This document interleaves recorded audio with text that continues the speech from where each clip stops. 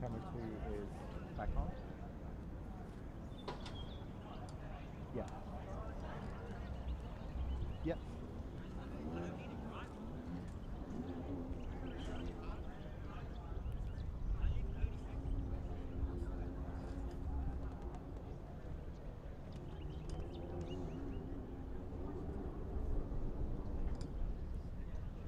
Yeah, sure, I'll start now. Alright, welcome to the 2020 EV Challenge powered by Synergy. We're at the Wanneroo kart track about 25 kilometres north of Perth for the premier STEM event of Western Australia. So the electric vehicle challenge, which you're watching at the moment, we've got 5 vehicles on track, and this is Class A. So these are teams building from year 8 and 9, and these kids are tutored by their teachers to build the electric vehicles powered solely from an electric bike battery. So we're watching them take to the track now, and they've been behind a pace car, and we're watching them take the green flag to start the event.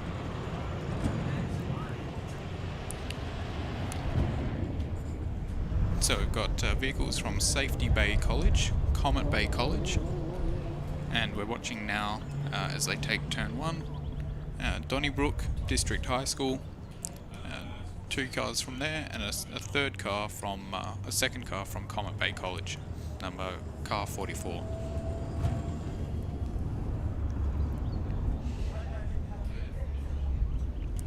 So this track is 1.025 kilometres long, and that means that each lap they do today is about a kilometre distance. Now they're using about the same amount of energy that's in 40 millilitres of petrol. So what you use to get out of your driveway every morning, these kids are going to try and drive their vehicles about 30 kilometres today. Again, these are all custom built. Most of them use hub motors designed for electric bikes, but all of the frame, wheels and steering is built by the students themselves with the teachers' assistance. So watching now with the very sleek Campion car, number 12, as it chases down the leader from Safety Bay College. And the event runs for 1 hour, so the competition is to try and drive the furthest distance possible in 1 hour using only about 430 watt hours of electricity.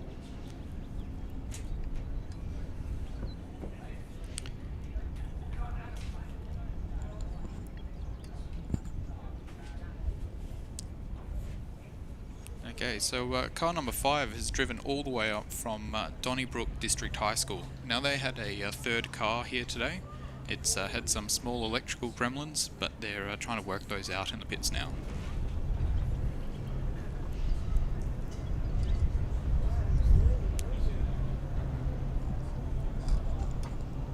Alright, so we've got number 23 rounding the final corner now, and they're coming down the main straight to take the start-finish line and complete their first flying lap.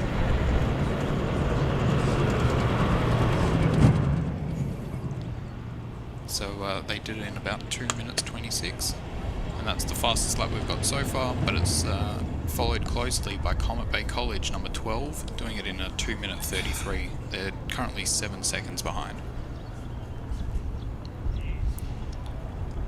We've got car number 6 completing their first lap, 2 minute 47 with 20-second gap. And live timing for the event can also be found at NatSoft. So if you head to the NatSoft website, head to Circuit Racing and Wanneroo Kart Track, you'll find the event there live. The cable keeps wrapping around. Racing.natsoft.com.au is the link for that. So the very sleek Car 44 in the Tyrrell colours. Now this car is, all of the cars you might notice have got 2 wheels at the front and only 1 wheel at the back. This reduces the amount of friction on the road compared to our 4-wheel cars that we're used to, but also gives you the most amount of stability possible with 3 wheels.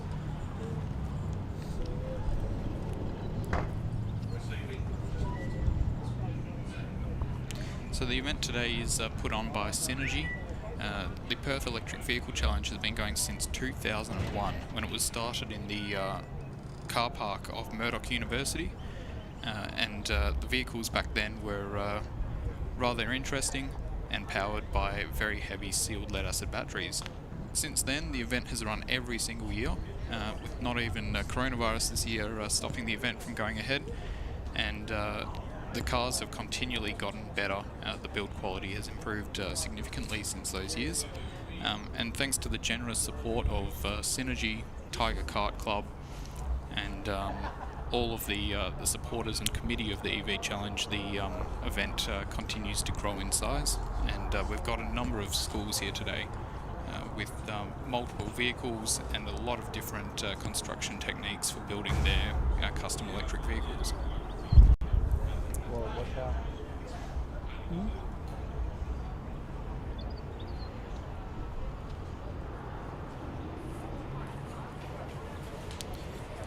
So what was a 7-second gap on the first lap, we've now got number 12 catching up significantly to the Safety Bay College team, taking 5 seconds out of them that lap, with number 12 catching up to number 23. Yeah, sorry, it was wobbling. Oh, sorry. That's okay.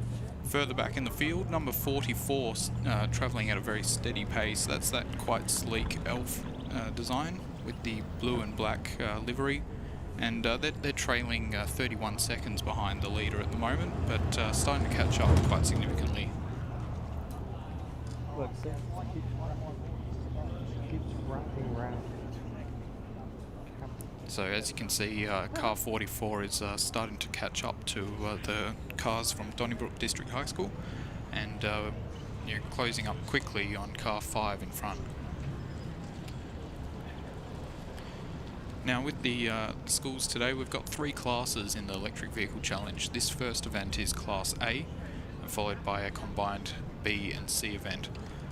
Class A, as I previously said, is for Year 8 and 9 students, and then B is for Years 10, 11 and 12, and C class is for Open. All teams are restricted to a $1,500 budget, and that excludes all of the safety components. So that allows the teams to try different hub motors and propulsion systems, but makes it quite equal for all of the schools. When we watch the Class C and Class B events later, they've got a larger battery, and you see significantly higher speeds. So cars at the moment travelling about 28 kilometres per hour. Later in the evening we'll see them up around 45 kilometres per hour, and again, and that's on only 40 millilitres of petrol equivalent in electrical energy.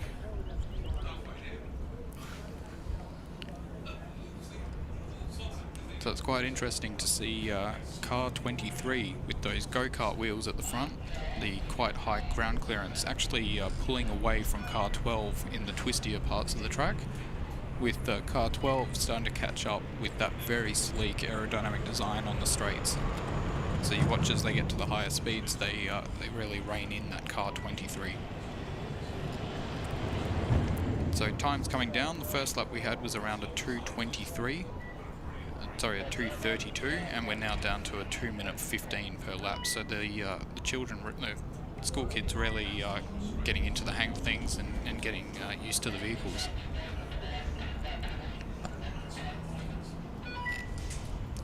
Car 44, which was trailing significantly, is really catching up to the Donnybrook District High Schools now. So car 6 and 5 travelling quite smoothly. In car 44, really reining them in now on the main straight.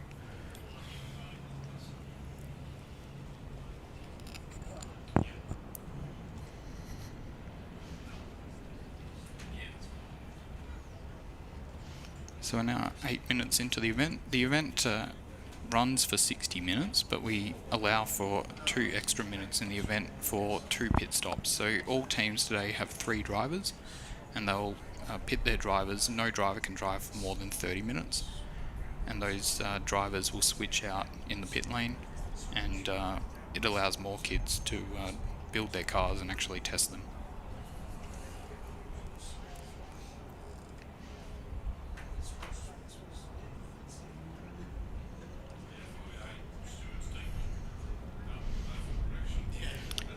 Okay, so we're 3 laps or 3 kilometres into the event now, 8 minutes down, and we've got car 12 quite close behind car 23, and car 44 catching up to those middle of the pack drivers.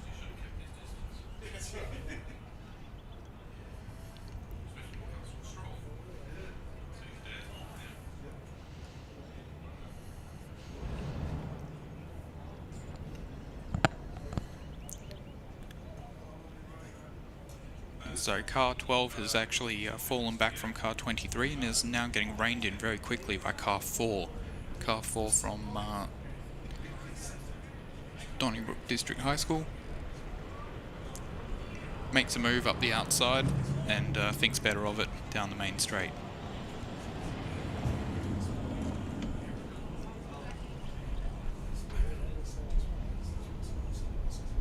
Again, we had some faster laps that time, coming down to a 2:15.7 from Safety Bay College.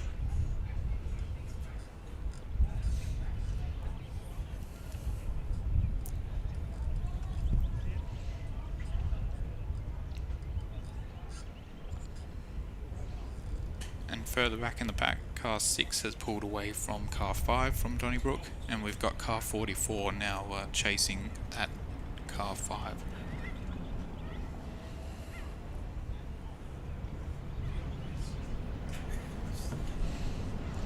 Car 4, which is chasing down number 12 and number 23, is that third vehicle that's from Donnybrook District High School. Those drivers and teams making a significant effort to make it up to Perth for this event. It's about a 300-kilometre drive each way, and great to see them taking onto the track and making an overtake.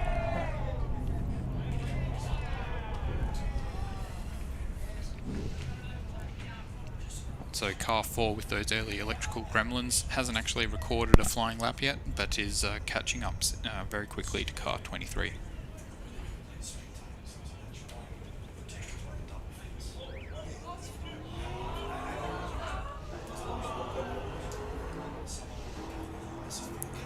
Car 23 cutting off car number 4, but it takes up the inside line.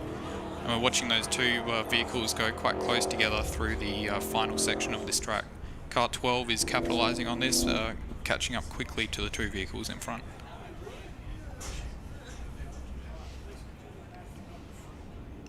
So we've got 6 vehicles on track now, and 2 clearly defined packs, with car 4, 23 and 12 out in front, but car 4 3 laps behind, and then car 5, 44 and 6 in the middle of the pack. And Donnybrook District High School car number 4 records their first lap 11 minutes because of those early electrical gremlins, but we'll see how long they can maintain this pace and keep out ahead of the other two vehicles. We've got a new lap record by Comet Bay College. They've just recorded a 2 minute 13.759.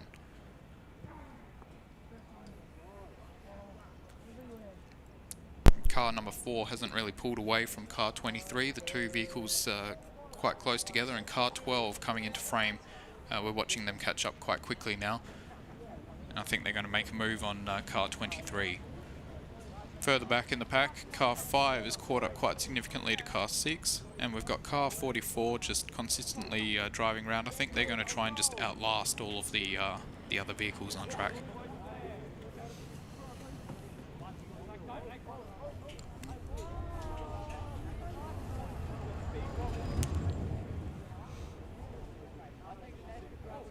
So we've got about 10 to 12 minutes until the first pit window opens up. No yellow flags, and we saw a very clean pass by car 12 on 23 in the middle of the field just then. Car 23 travelling slowly. I wonder if there's a problem with their car.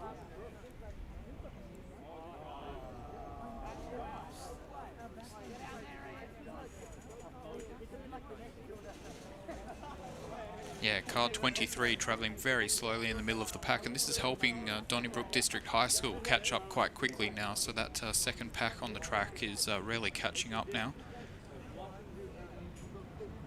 And car 5 from Donnybrook District High School really getting into the groove, and we're seeing them take some very good lines through the middle of the track now. Car 4, that car with the electrical gremlins, first lap was 11 minutes 44. And we've just watched them do a 2 minute 1 second lap, so that's a new lap record. 11 seconds clear of the other lap record just set by Comet Bay College. And Comet Bay College themselves respond with a 2 minute 7, taking 6 seconds out of their previous lap, personal best. And we're watching car 23 very slow now on the last part of the lap. And I think they'll be coming into the pits to fix some electrical gremlins.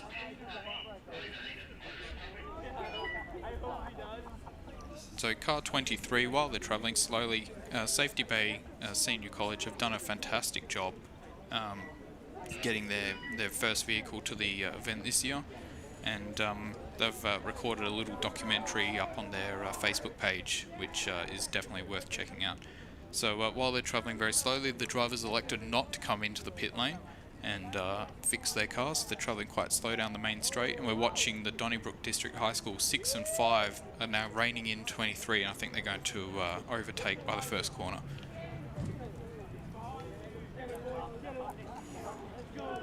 Meanwhile, in the middle of the track, car 12 travelling quite nicely now, but car 4 from Donnybrook is doing a fantastic job just maintaining that lead that they've got. As you've just heard, all vehicles have to have an audible warning system on them, so horns, sirens, bells, and they're quite loud, some of the teams.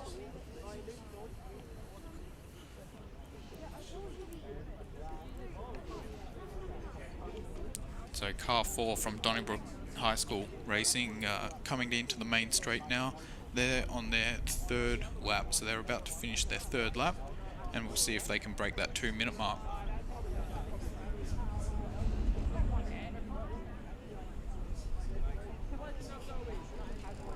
And again, a 2 minute 1 second lap from Donnybrook District High School. Car 12 now is falling behind a little bit, but still quite sleek and maintaining that high speed down the main straight.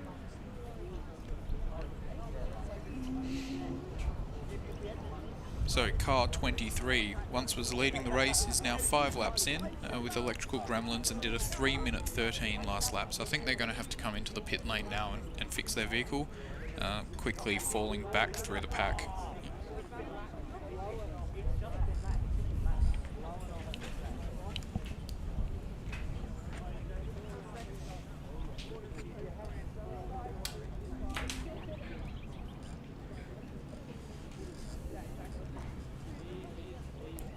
So car 12, very sleek design there.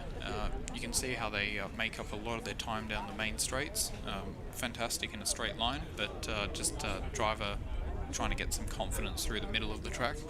And they're now catching up to car 23 in a very difficult part of the track to overtake. Meanwhile, Donnybrook District High School are now racing themselves. They've got car 5 right behind car 6 and closing up very quickly now.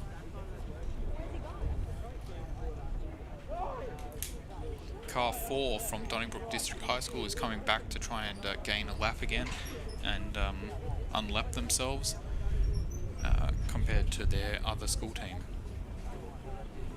And car 44 is catching up quickly now to those two Donnybrook District High School teams.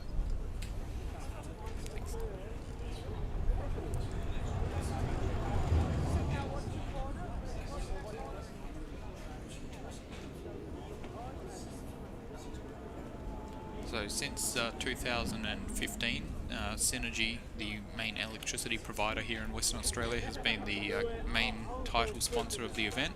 And this year, to encourage schools to come out during the coronavirus, obviously hitting all of the schools hard, making it a challenging time for all teachers, and teachers put a huge amount of effort into this event, and really takes some inspired teachers to be able to come out here and held extracurricular classes to be able to complete these cars and teach the kids how to weld, how to rivet, and all of those mechanical skills as well as the electrical.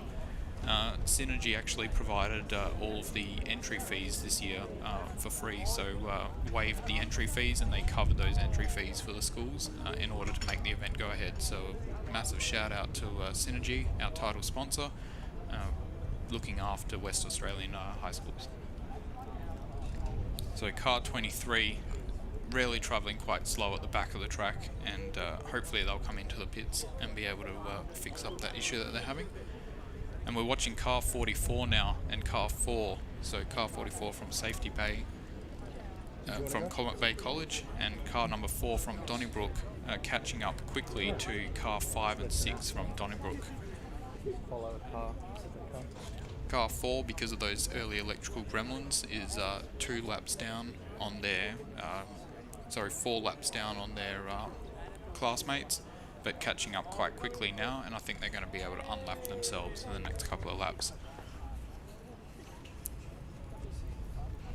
Again, for live timing of the event, you can head to racing.natsoft.com.au, where you'll be able to click on track events or look at the events today and find the 2020 EV Challenge powered by Synergy. Car 4 now is going up the inside of 44 through the last corner, and they're going to rein in their classmates now. So car 4 rapidly closing up on car 5 and 6 from Donnybrook, and looking to unlap themselves. They are 3 laps down on their classmates. But car 44 streaks down the main straight. I think they've got their mojo back, and pushes back past car 4 through the first corner, and now sitting back behind those other Donnybrook cars.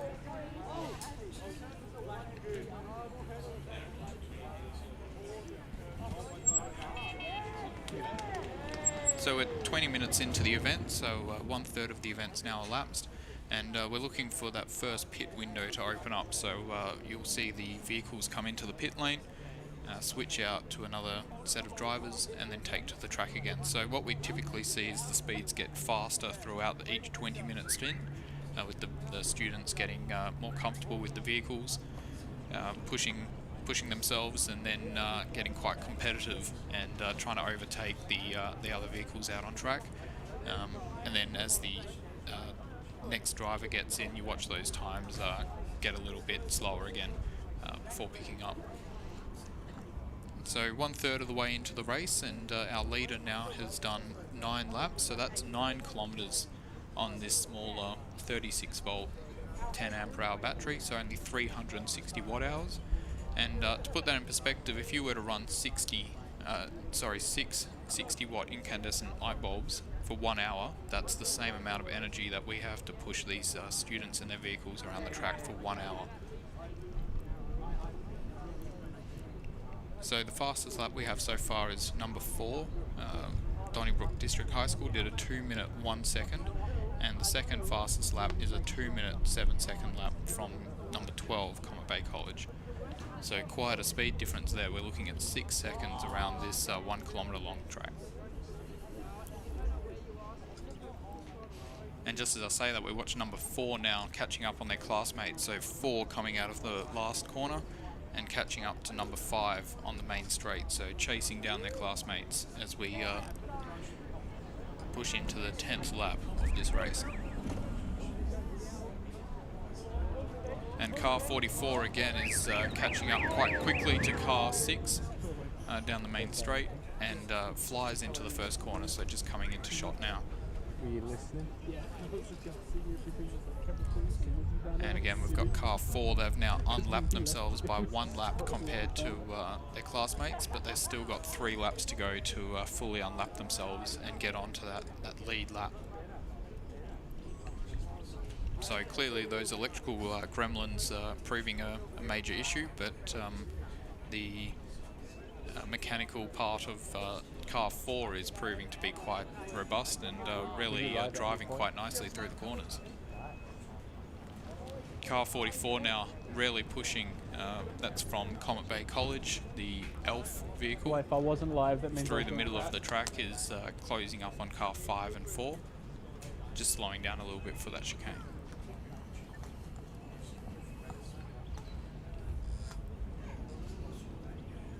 So this track up here at Wanneroo Kart Track, quite technical. There are multiple different variations of the track, ranging from 515 metres in length to 1,025 metres in length. We are running the full length track today, which has a number of technical elements, multiple chicanes, hairpin turns to really test the vehicles. Obviously this slows their speed down quite significantly, but allows the students to really test each different part of their car, from acceleration, braking, and the high speed and low speed corners.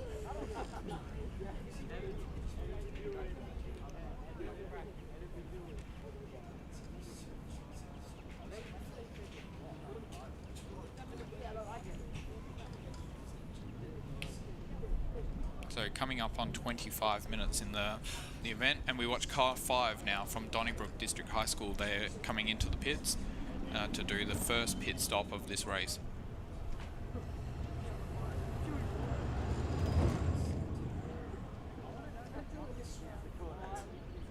And car 23, which was suffering those major gremlins, is now on the same lap as car 4, the other vehicle with the electrical gremlins. Car 23 from Safety Bay and car 4 from Donnybrook. And car 23 is taken to the track again, accelerating quickly out of the pit lane, but really slowing down as they take to the track. So car 44 now moves up the inside of car 4, sweeping through the inside and taking that inside line on the infield of the track. That driver really enjoying their last couple of laps before their pit stop.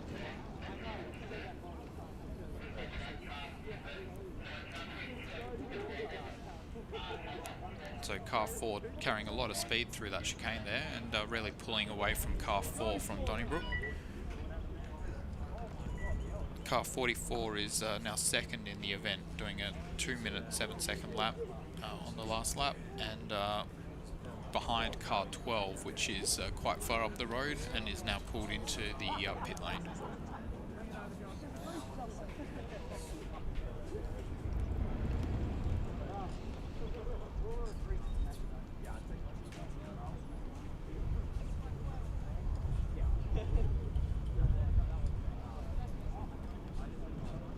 So car 4 from Donnybrook District High School is about to round the final hairpin at the top of the track and come down for that main straight and come on to 8 laps, and that will push them ahead of car 23, so they'll be 5th out of the 6 drivers on the track at the moment.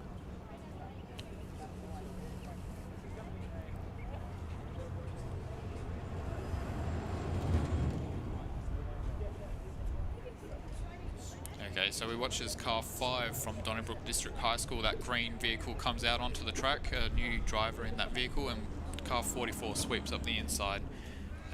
They're going to have to pit soon. They've got 4 minutes until they reach their limit. Car 6 from Donnybrook is now pitting for their first pit stop, and we've still got car 4 from Donnybrook out on the track at the moment. Obviously making up time from the 11 minutes they lost with those electrical gremlins at the beginning of the event.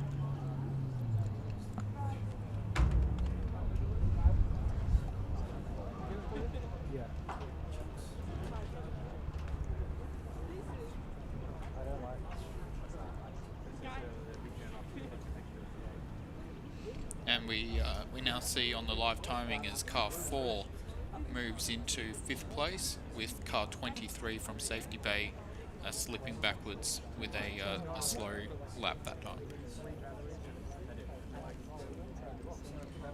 And car 4 from Comet Bay College is just done a 2-minute and 1 second lap, but they're 2/10 behind the fastest lap set by car 4 back on lap 5.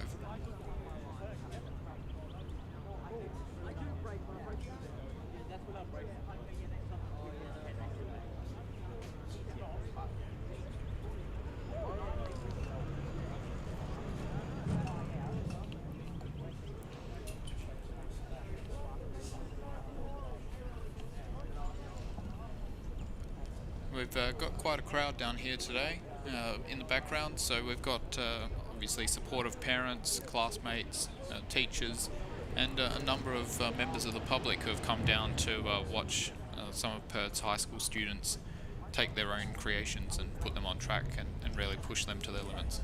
And car number 44 now, after setting that 2-minute 1 second lap, pulls into the pits to do their first pit stop just before the 30-minute limit. Car 23 is still circulating out on track, obviously not moving as quickly as some of the other teams, but doing a valiant effort staying out on the track at the moment.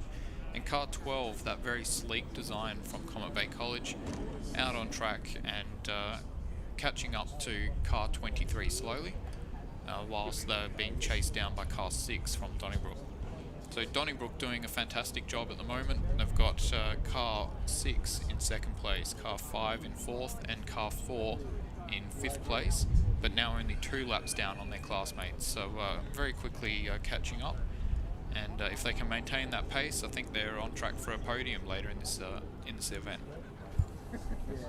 All right, we've got car 6 now catching up to car 12 in the middle of the field, through that chicane, right up the inside over the curb, and pushes their way past car 12. And car 4 now up around the outside of car 5 from their school, heading into this tight corner here. I think car 5 has got the inside line, but car 4 goes quite wide, pushes themselves out, and then sets up for a straight line through that chicane. So car 4 pushing their way past, and that was some good driving by car 4 from Donnybrook. Car 6 is chasing down 23 at the back of the track, and makes their way past, and car 12 now following them through past car 23 and onto the back end of this track.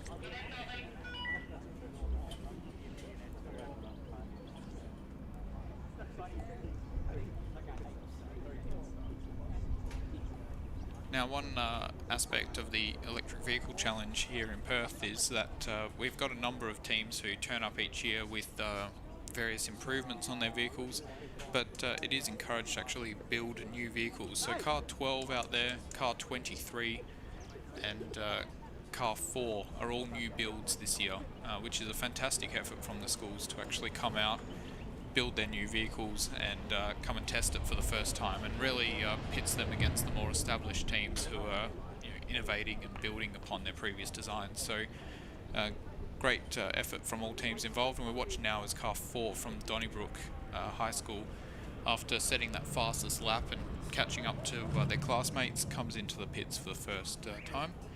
And with those electrical gremlins, they were out on track a little bit later, so their driver has definitely driven less than 25 minutes. car 44 pulls out of the pit lane and now goes to work chasing down car 23. They themselves chased by car 5 from Donnybrook, who have done their first pit stop and now out on track chasing down 44 and 23. Car 12, which you're seeing on screen now, going down the inside straight and chasing car 6. Very quick again down the straights, but a little bit slow through the corners compared to the teams with the larger camber and more experienced drivers. So all of these drivers at the moment, they're in years 7, 8 or 9 and have to be at least 13 years of age. We run the event with the great support of Motorsport Australia, previously CAMS, and they're the ones who provide the insurance and all of the regulations that allow us to run the event today. We've also got our fantastic timekeeper Raymond, who's been doing the event since the very beginning, and day one turns up without fail, year in, year out, and provides all of the timing for us. That timing again available at racing.natsoft.com.au.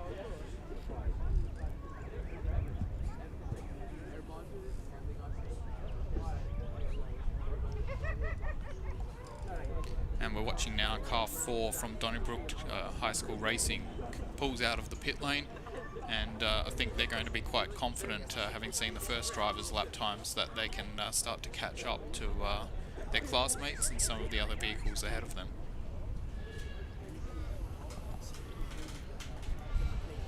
So we're now 33.5 minutes into this event with car 6 from Donnybrook District High School now in the lead.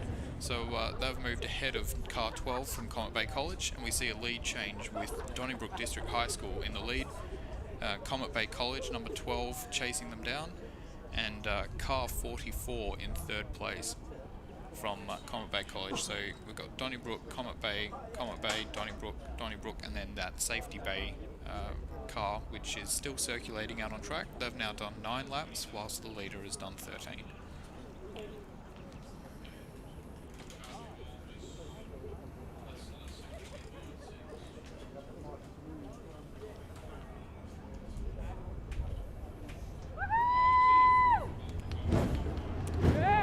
Very enthusiastic spectators there, cheering car 44 as they head down the main straight and try and chase down the 2 leaders who are about 3/4 of a lap ahead of them. So all 3 podium places. In fact, the first 4 vehicles are all still on the same lap. So great effort by those top 4 vehicles to be keeping up with each other with 13 laps down in this event at the moment.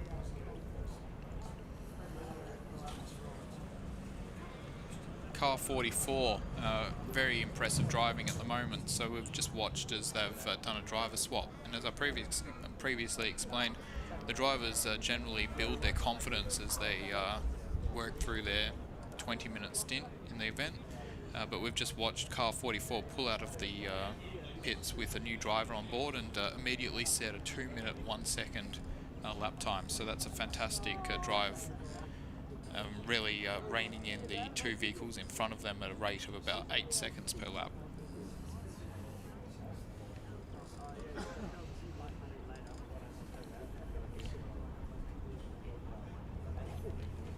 Car 4 now have done their first pit stop and have just completed 11 laps, so catching up to those lead vehicles. Still 2 laps down, but anything could happen as we watch the rest of this race unfold.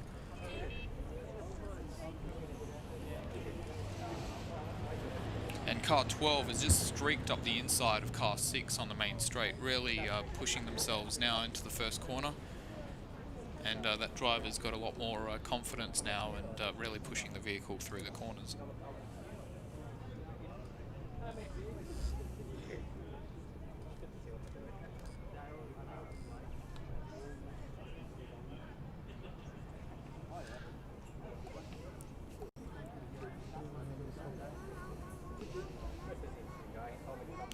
So the vehicles, we've got a number of technical regulations available on our website, along with historical information about the event, and some of our other YouTube videos which provide a bit of a documentary or history about the event of about the history of the EV Challenge. And there's a number of technical regulations which act as guidelines or rules for the schools to actually build their vehicles, and they have to comply with those. So we have typically 2 pre-event scrutineering sessions, which allow the students to actually come down to a particular location. We take a look at their vehicles and provide them feedback, which they, along with their teacher, actually take out to improve their vehicles before they get on track. And generally we see that results in less electrical or mechanical gremlins, and we've consistently seen more vehicles actually finish the event. And this is all about getting the school kids out on the event, out on the track, gaining some real life experience, some mechanical and electrical skills, and also some racecraft as well. So this is really the cherry on top for the students at the culmination of 3 terms of building these vehicles. Typically they do it after school, but some schools have been quite good in incorporating this into their design and technology classes, and even into some of their year 10 and 11 coursework. So car 6 from Donnybrook comes around the final corner now, chased by car 12, and car 4 is still travelling quite nicely. So car 4 on 12 laps just caught up a lap compared to their classmates, but car 6 and 12 really streaking down the main straight now, and car 12 I think is going to try and go out around the outside into turn 1, carrying quite a lot of speed now, and really trying to catch up and take that number 1 position back from car 6. So this is for lead position, and number 12 actually going 10 seconds faster than car 6 on the last lap, so really trying to rein them in.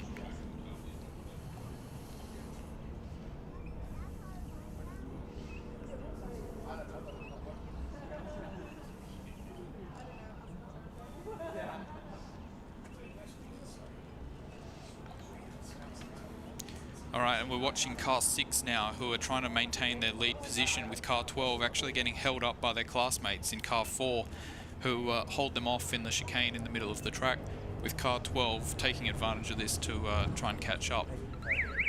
So car 6 using their siren at the moment, but car 4 only just yields at the next corner, so definitely not making it easy for their classmates as we watch car 12 trying to catch up and chase down car 6 from Donnybrook. Car 44 is still circulating well, but they're 1 minute behind, so they're half a lap behind the 2 lead vehicles, who are only separated by 2.2 seconds at this point in time.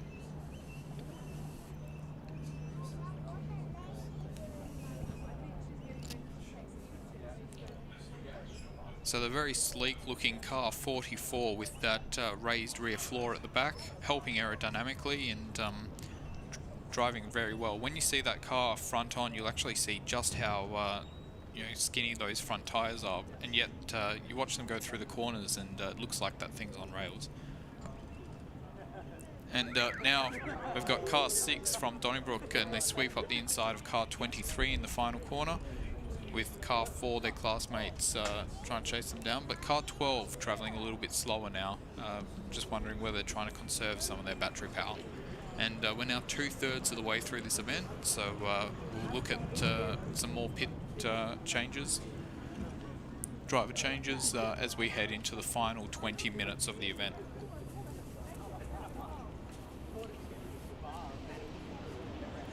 So car 12, slow through the back part of the lap, but we're watching as they come down the main straight now, and we've just seen a pit board go out telling them to pit next lap.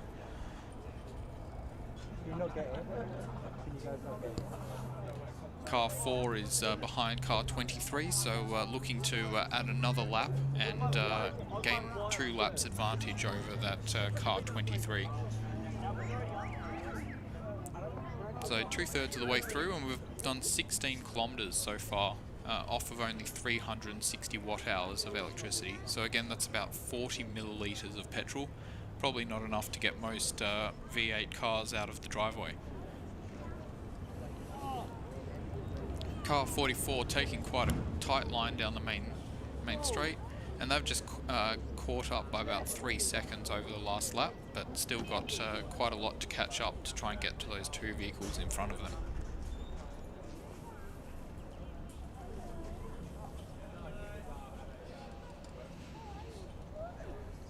So car 23 travelling slowly but still doing a fantastic job to actually keep themselves out on track and keep their car circulating around the track. So this is their first build, and fantastic to still see them keep going around the track.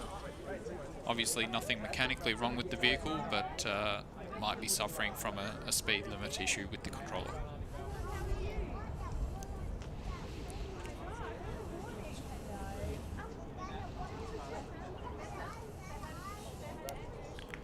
And car 12 has just done a 2-minute 34 on their previous lap. So they're 15 seconds slower than car 6 from Donnybrook. So really slowing down now, and we watch as that gap extends. So car 6 rounding that final corner, heading down the main straight. Those large 26-inch wheels on the front, quite a contrast to some of the other more streamlined vehicles here, but proving that you don't need to have the greatest aerodynamics to extend your lead, as we watch them go through the first corner, and their second place competitor more than 30 seconds behind now, and they actually car 12 goes into the pit lane for their final driver change.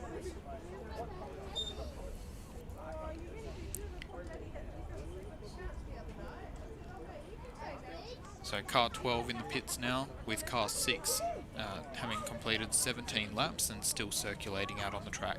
So they're probably looking to do a later driver change and consolidate their advantage over the rest of the teams.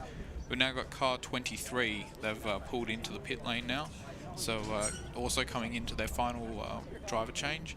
But car 44, the slim elf design, is continuing down the main straight, taking to that inside line to try and minimise the distance they have to drive.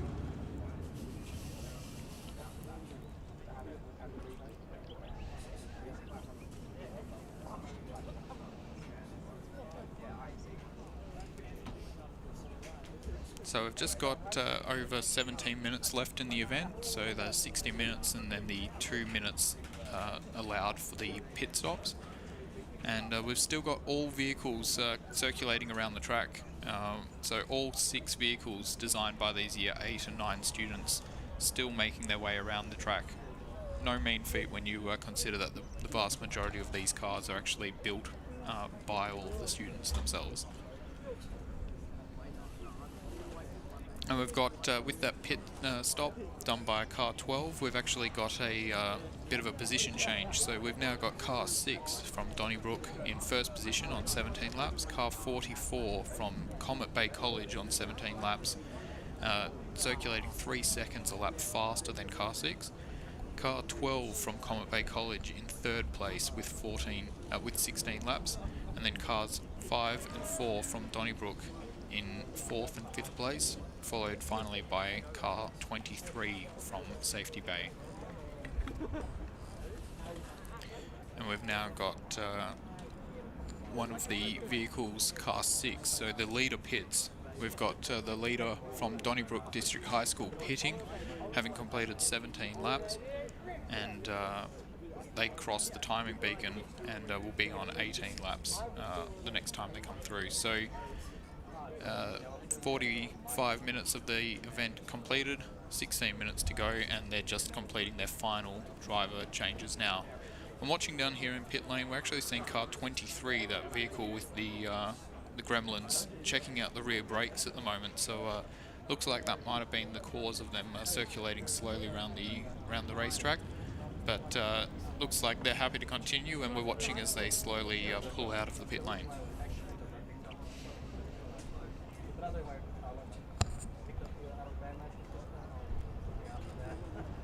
Car 5 is fancying their chance at a podium finish. So car 5 from Donnybrook District High School is now moved up into third place with Comet Bay College number 12 pitting, and we're watching as number 5 chases down car 44.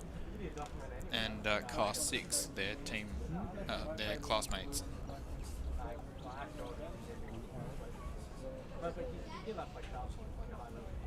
So despite the vehicles chewing through the battery power and you know, the voltage of the battery will be slowly going down as we get through the event, we're still seeing them circulate with some really respectable times, doing a 2:20 in the previous lap.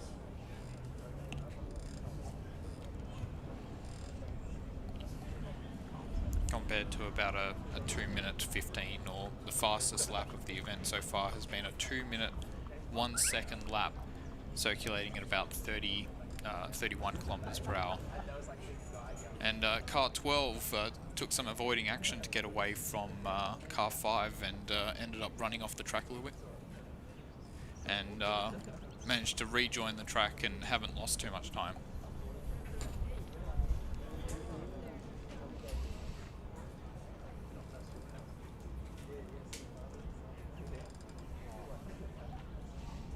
So car 23 circulating well. This is their third driver out there, and again, that's the vehicle from Safety Bay College. But car 5 now is really standing out on the track, really pulling away from car 12 at the moment and consolidating their position in third place. But I believe they have one more pit stop that they have to make before the end of this event. What's the score on the AFL?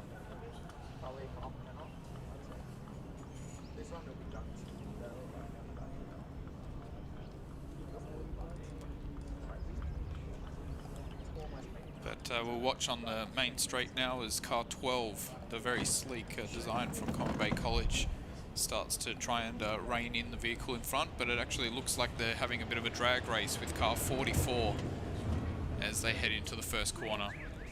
Car 44 sounding their horn, and they're looking to go up the inside and manage to make their way through. They push their way through that first corner, causing car 12 to take some avoiding action, but taking that place and making sure that they extend their lead to 19. So they're now on 19 laps with a 1 lap lead over car 6 from Donnybrook. And car 4 has got some electrical gremlins, and we watch as they stop on track. So we've got one of the vehicles.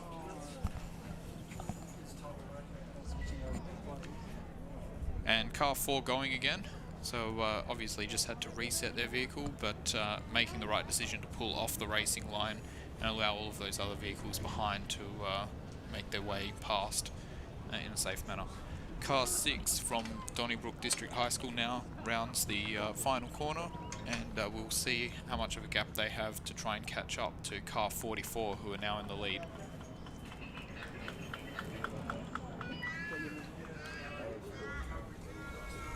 And we've got car 4 from Donnybrook High School Racing stopped again on the track.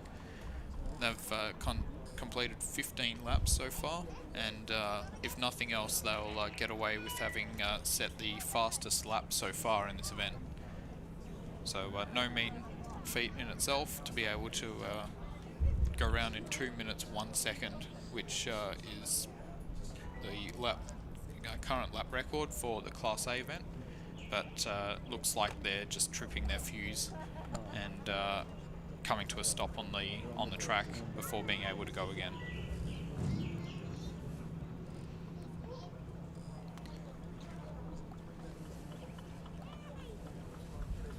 Car 44 is chasing down car 5, and at the moment we do not have yellow flags on the track, so they're clear to overtake if they need to.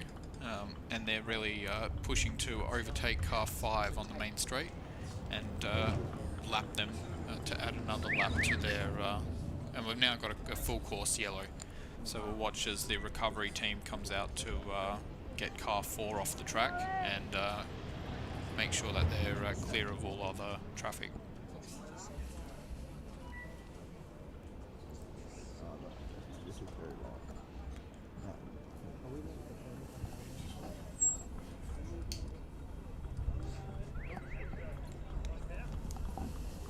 There you go.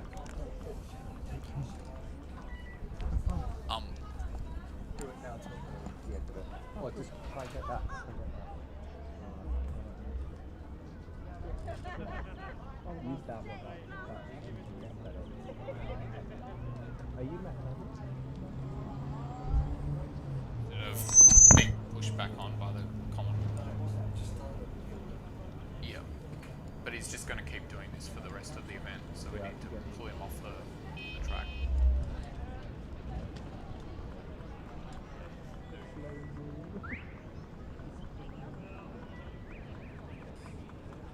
Stuart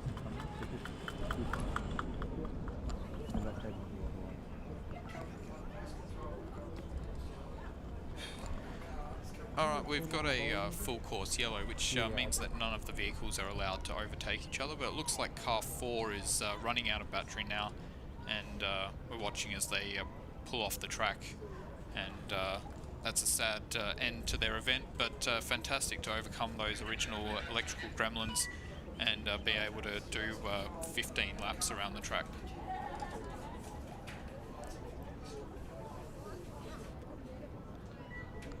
And again, car 23, who have circulated very slowly around the track with their own issues, proving that you just got to keep going, and reliability is key out here.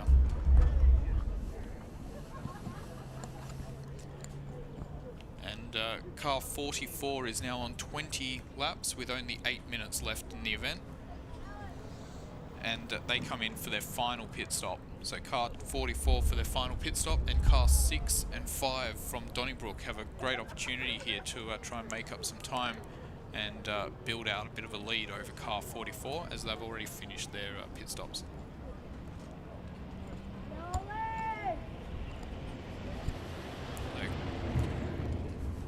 Car 44, 6, 5 and 12 still circulating really well out on the track, with car 4 unfortunately retiring from the event down at that first recovery point, and car 23 from Safety Bay is slowly circulating around the track, doing about 6 minutes a lap, but staying out there and still circulating, which will hopefully help them to catch up to car 4 and move them into 5th place out of the 6 vehicles in this Class A event here at Wanneroo International Kart Track.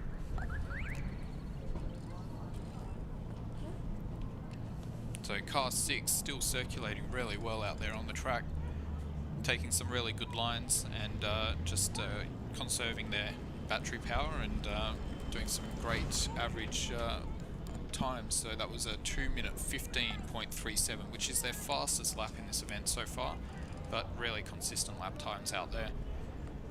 And they're on 21 laps now, so closing in on car 44, who is currently P1 in this event.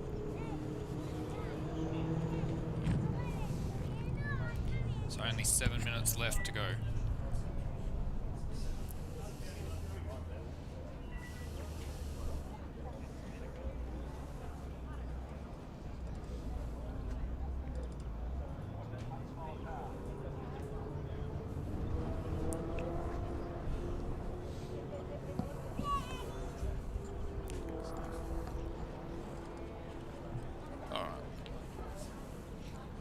So we've got car 44 have now come out of the pits. So we've got all vehicles now have done their 2 compulsory pit stops, and that means that all teams have allowed their 3 students to actually take to the track and test their own vehicles that they've built over the last couple of months.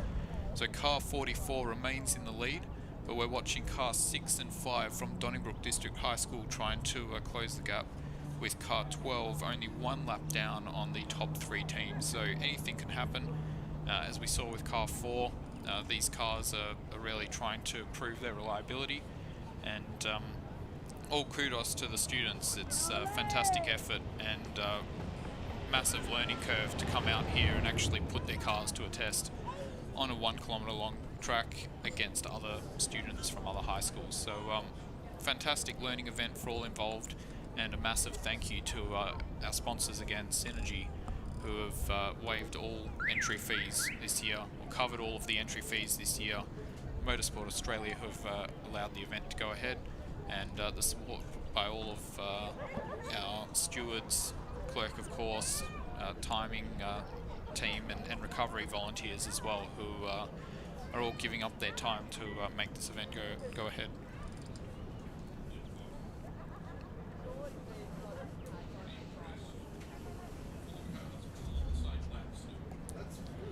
So at the moment, we've got all the 4 top teams on the same lap, separated only by 1 minute 33. So that's about 3/4 of a lap separation after 56 minutes of driving around. And that's remarkably reliable and great to see that the teams are actually being able to pace themselves and drive to the same standard and have such high quality builds this year. So we've got car 6 from Donnybrook District High School has now taken the lead from car 44 with a 30-second gap between car 44 and car 6 from Donnybrook. So car 44 has some work to be done. Obviously they did that late pit stop, but we will watch for the next 4.5 minutes as we see car 44 try and close up on car 6, with car 12 now travelling slowly in the middle of the lap, and car 5 still circulating very well out there. So Donnybrook with that disappointment of car 4, early electrical gremlins and then a retirement, but we've seen their other 2 vehicles do exceedingly well, and we're hoping that they'll end up with two podium places, but it'll come down to car 44 and whether they can close up that gap on the track. I'm now watching as it narrows to probably only about 20 seconds visually on the track here, but we'll await the timing.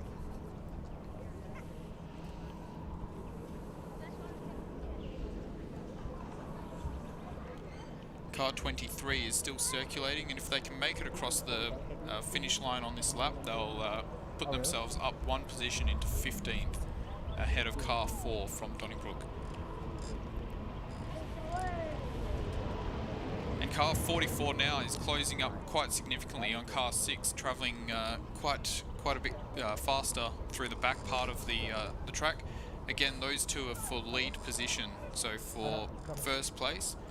We've currently got car 6 from Donnybrook with only 2 minutes 55 left, and yet car 44 is catching up quite significantly. I think we're going to see them take the lead again on the main straight. Car 44 through the final corner now, and this is for position, so we're watching car 44 catch up on car 6. The horn goes and we watch as they overtake car 6 to take first place in the event. So car 44 still flying out there on the track, and they sweep through the first corner with 2.5 minutes left to go. Car 44 in the first place with car 6 from Donnybrook still on the same lap, but already that gap up to about 20 seconds on the track. And car 5 is out there circulating about 3/4 of a lap behind their classmates, but I think they're all going to end up finishing on the same lap.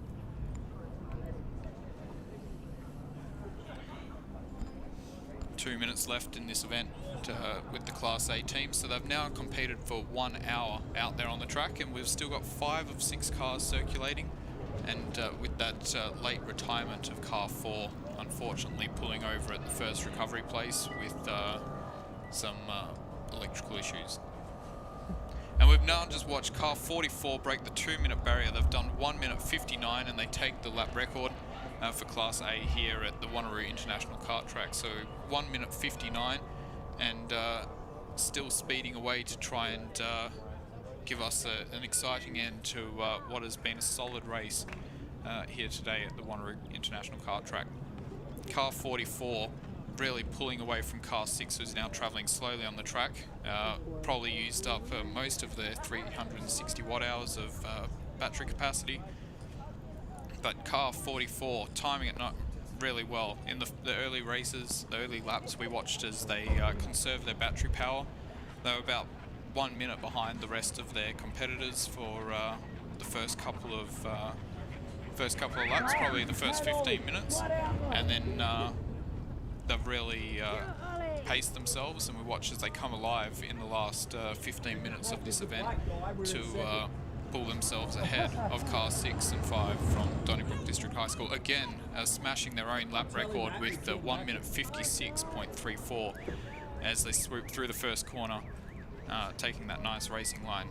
We've only got 25 seconds left in this event, so this will be the checkered flag at the first corner. And unfortunately, car 12 runs out of power on the final lap of the event, and not quite making it to the end of the event, but they have done a fantastic job doing 23 laps with a fastest lap time of 2 minutes 7 seconds and only being 1 lap behind the leader by the end of this event.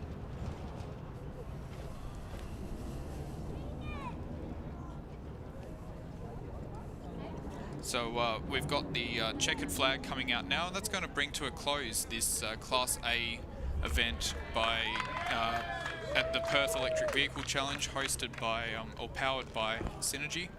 We thank you for joining us for this Class A event, and we now finish with car 44 on 25 laps.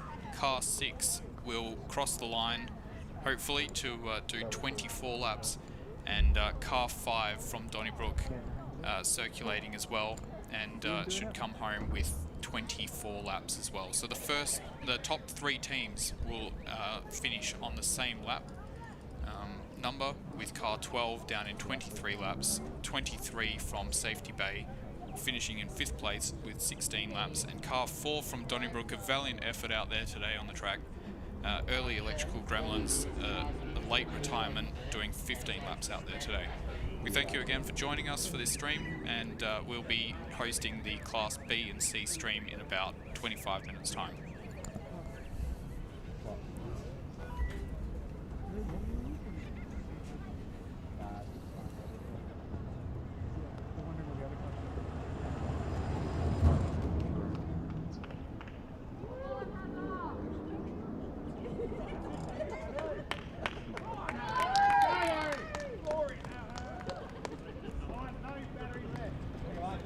Stop at the end of the pit, right? Hey, we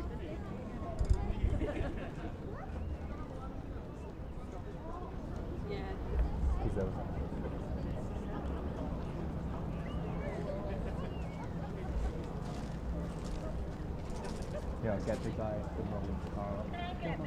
Okay.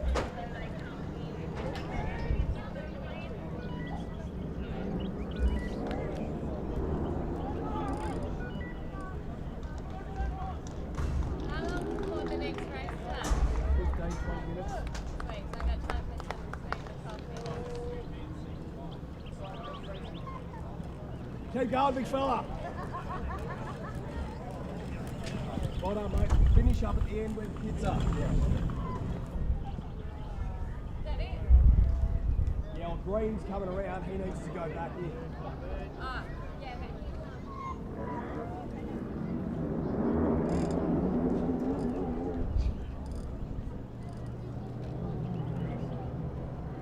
There's always one, isn't there? Always one.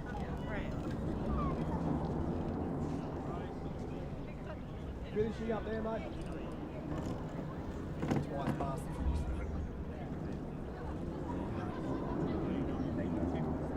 Just leave that.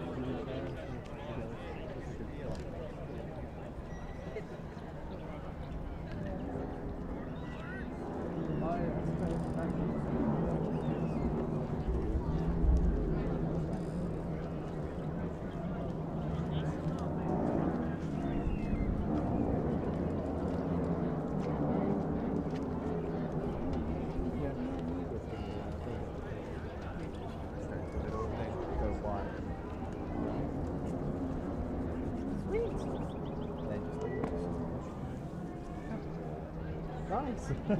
I did a good job. Yeah, you did. It's no rail wrong, to be honest. It's hard to tell what you want to focus on. Like, they told me it's okay, we've got enough people focusing on the car. Camera 3 was getting yelled at. Like, absolutely.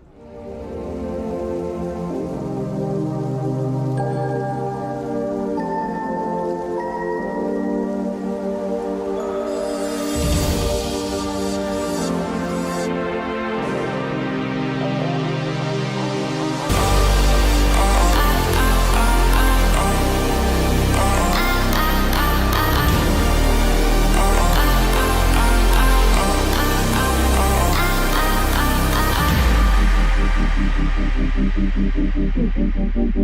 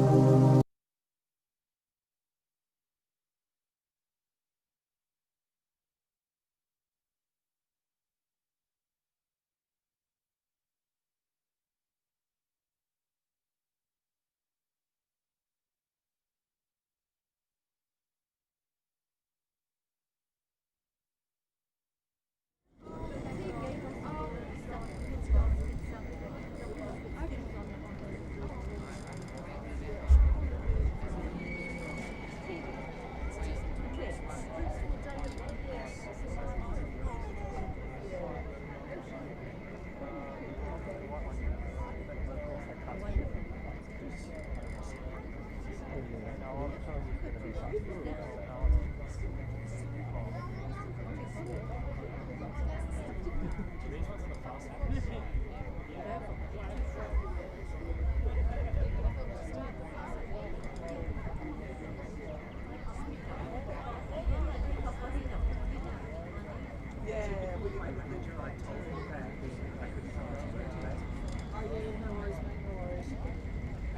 tell anyone. So they were like, where are you? And they've been getting recently as well because the same fun. Oh, like our load number on not yesterday, but on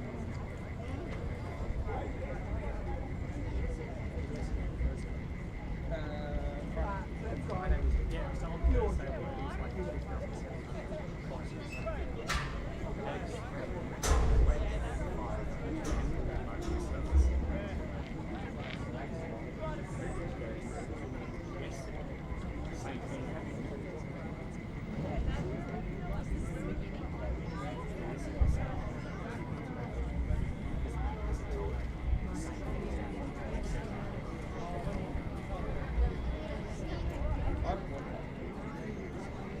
Like, because like he asked me if they haven't had any issues stuff in my store, they asked me if they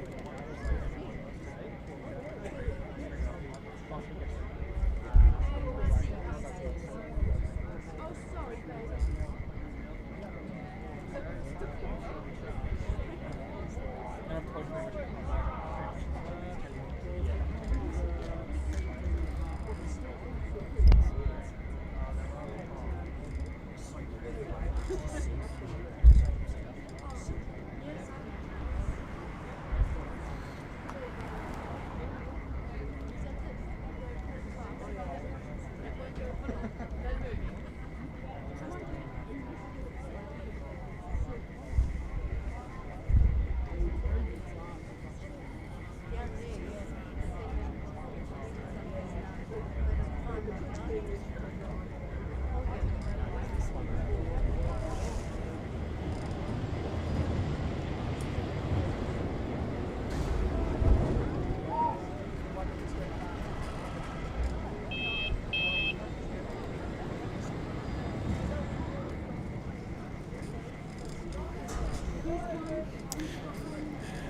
Alrighty, well, ladies and gentlemen, welcome to the 2020 EV Challenge powered by Synergy B and C class. My name's Clay Woolcock. I'm the president of the EV Challenge, and I've been conned to come up and do some commentary for the live stream.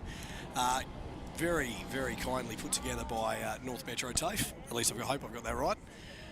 If you've never seen the EV Challenge before, these things are home-built single-seat electric vehicles powered solely by batteries and electric motors. And the aim of the game is in one of these things that you've created to do as many laps in 1 hour as you can. So it's a little bit of speed, a little bit of endurance, obviously a lot of ingenuity for our students and sometimes for teachers as well, to be able to get these things designed and on the track. So in a pretty tricky year, I think everyone's been affected by COVID. We've got a bit of a smaller field this year than we normally do, around about 15 vehicles. If I've got that right, could do.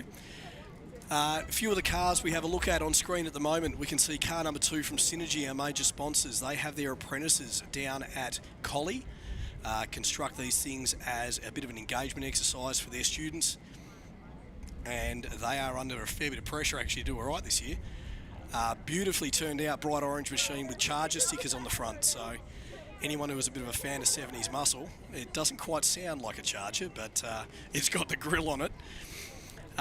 So they're in Class C. Now, just to give you a rundown on classes, we ran the Class A event earlier this evening, which was for kids up to and including Year 10, had a slightly smaller battery. Class B and Class C run with a bigger battery. It's a 36 volt, 17.5 amp hour battery. Gives a little bit over 500 watt hours, so they've got to try and stretch that out for as far as they can in 1 hour. On screen at the moment with the shark teeth is last year's reigning Class B champion car from Calvin Havili at Comet Bay College. It was a bit of an interrupted event last year, and in a time-shortened event, Comet Bay won that one. Just in front of them, we've got a car from in Class C from one of the Ashdale Senior College teachers, Peter Bosch, who's also on the committee of the EV Challenge. He's running around, and it's actually very good practice for teachers. I'm a teacher myself out at Comet Bay. For when the teachers actually build cars and run around, it gives them a really good experience of what the kids go through. And obviously it allows you to test the cars and be able to give some tips on to the kids as well. But Calvin's now in year 12. He started the EV when he was in year 8, so this is now his 5th year of competition. And he's managed to take out the big prize once. Car 44 is actually leading the event, and that's in Class C. We'll find that later on, just followed by car 12 and car 10 from Wesley College. So car 12 leading Class B, car 44 Class A, as it looks like we've got a car stopped on track in the final corner, which may well bring out a full course yellow, depending on how that goes.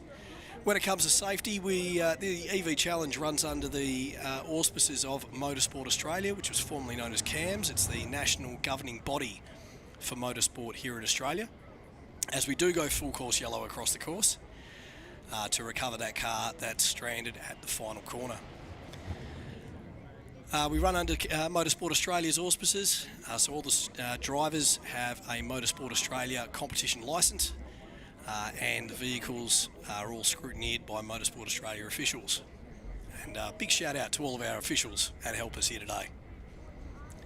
So trying to get an idea on which car it was that had pulled off. As you can see, we've got Marshall's on circuit, car number 14, which is from Frederick Irwin, and they are one of our new schools for this year. We've got a few fast cars coming up behind our officials. So car 14, hopefully they'll get back on the circuit. They're going quite well. And a number of cars observing the full course yellow, slowing down. We're back to green now, so overtaking may occur. Sometimes you just get caught out on track with the full course yellows. You lose a bit of time, but unfortunately it's just the way it is. So repeating again, car number 44, which was the current reigning overall in Class C champion car. If you know your motorsport, you'll know that it's painted up like a Sir Jackie Stewart Tyrrell from many, many years ago. It's currently leading. Car 12 from Comet Bay College is currently leading B class, although it looks like they may have just been overtaken over the backside of the circuit. A lot of the white and green cars that you see going through screen now are from Wesley College. They have been one of the biggest supporters of the EV Challenge in terms of numbers of entrants over a large number of years. Very, very successful Class B team and often overall winner as well. So they've got a number of vehicles in today. I think they range from number 7 through to number 11, all in Class B. So I think they're running 5 cars. And then we have car 25 from them as well, which is one of last year's very fast Class B cars, being run again, this time in Class C, by the student who's now finished school, and he'll be working on that one. So what does it take to build one of these things? Well, they're very, as you can see, most of the cars are 3-wheeled, just to try and reduce the amount of friction on the road. Huge amounts of grip is not what we're talking about. You can see there's lots of different design ideas that the various students come up with. Some are focusing more on aerodynamics, others are on lightweight, and safety, of course, is a big focus for all of these vehicles. We've got pretty strict safety standards, making sure that should an accident occur, that our driver will be well protected. So we can see now coming down the main straight, we've got car number 11 from Wesley, passing car 16 from Ashdale. And often the start of the event can be a little bit deceiving. You end up with some cars bolting out into a lead, but often get pegged back by those that are managing their energy a little bit better and not getting too excited to chew up all of their available energy too early. In terms of materials for most of these cars, aluminium seems to be the material of choice. It's affordable, and we'll get on to budget in a little while. Affordable, fairly easy for students to work, and allows a very safe and sturdy structure to be constructed. As we mentioned before about budgets, Class C, we can see car 44, which is our current leader, going through the pits down the main straight. Let me try that again. Is in Class C. So as we said before, we had A, B and C class. Our C class is the open class for this event, which allows both students who finish school or university students, or even in the case of Car 44, teachers who decide to put a car together to be able to race. They use the same battery as the Class B cars, which is why combining them together tonight seemed to make a lot of sense when putting an event together. They, however, don't have a budget limit, whereas both Class A with a smaller battery and Class B do have a budget limit. The budget limit is $1,500. Now exempted from that is the battery, because everyone's got to use the same one. Any safety equipment you use, so that could be a racing harness, your rear view mirrors, your horn, your brakes, they're also exempt, so as not to have too many people trying to scrimp and save on safety equipment. And we also have paint and stickers, which are exempt, because obviously we'd like to see these cars looking as schmick and shiny as they can be. Excuse me. Alrighty, in terms of results, where we're at the moment, let's have a bit of a look. Stand by. I'm just trying to see how many laps I've done. Where I got that info. Sure. Alrighty. Too easy. Alright. I was reading it correct and had it wrong. Alright, so car 44, which is about to come down to cross the finish line again, has just ticked over its 5th lap with a fastest lap time of 1:47.6. It's now averaging around about 1 minute 50, so that could either be that the driver has gone too hard, or in fact that they have just decided to back off a little bit from the ultimate pace and save the battery a little bit. They're also leading Class C as well as leading overall. In second position is Comet Bay College's car number 12, called Ayrton the second, which has just ticked over its 5th lap. Now this car was born out of a previous car that got built in 2018. What the students did there was stripped all the electric running gear out of it, the motor, the battery, throttle, and put it into a brand new vehicle. So it's still built the same way, but with a slightly different design, a little bit more aerodynamic and completely enclosed, as you can see on screen there. The skin of that material is actually, skin of that car is made of a material called core flute, which is really, really cheap. Signboard material used in the real estate industry. But it's very, very tough, very light. Probably doesn't give the nice, pretty finish that aluminium does, but it is very hard wearing. So you'll notice a lot of the cars that have a white finish on them tonight. So it's pretty much all of the Wesley cars and obviously Comet Bay number 12 are using core flute as the outer skin. Car number 13 going through shot now is a car from John Septimus Rowe. They are a new entrant for this year, and it's obviously been very interesting to see what new entrants we've... Second. Too easy.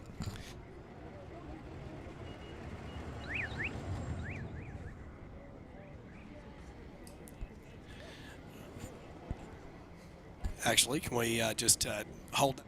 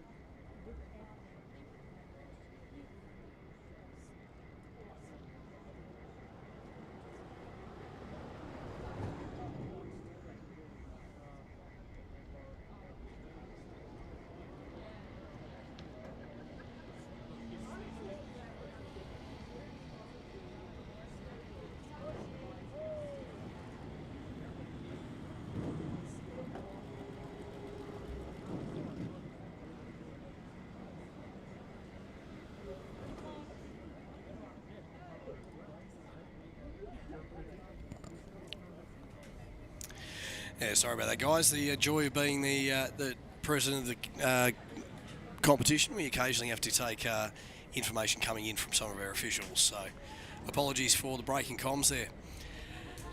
Getting up to it now, we are coming up on 13 minutes into the EV Challenge, Class BC event.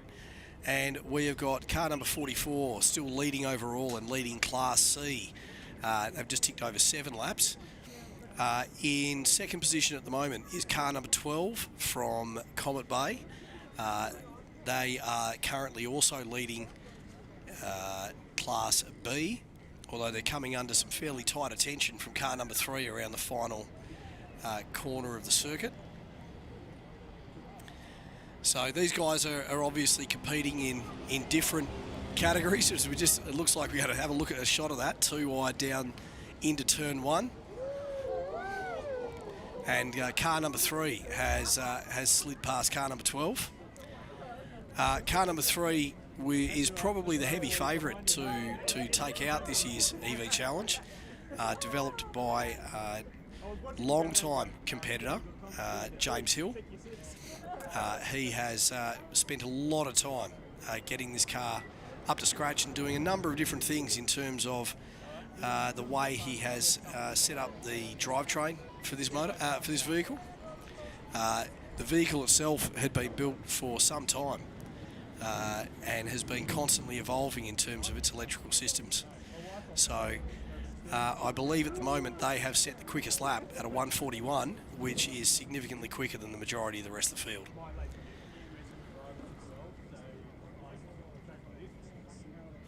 So just running through, we've still got car number 44 out in the lead. He's about to come through the final corner right now. And his gap is a little over 30 seconds. Well, it was last time around. Car number 3, I think, is getting up to speed and going pretty quickly. And will it be interesting to see what the sort of gap is towards the end. Car number 8 on screen now is one of the Wesley cars that's been entered this year. As we said, they enter generally a flotilla. As we can see, car number 3 come around the final corner.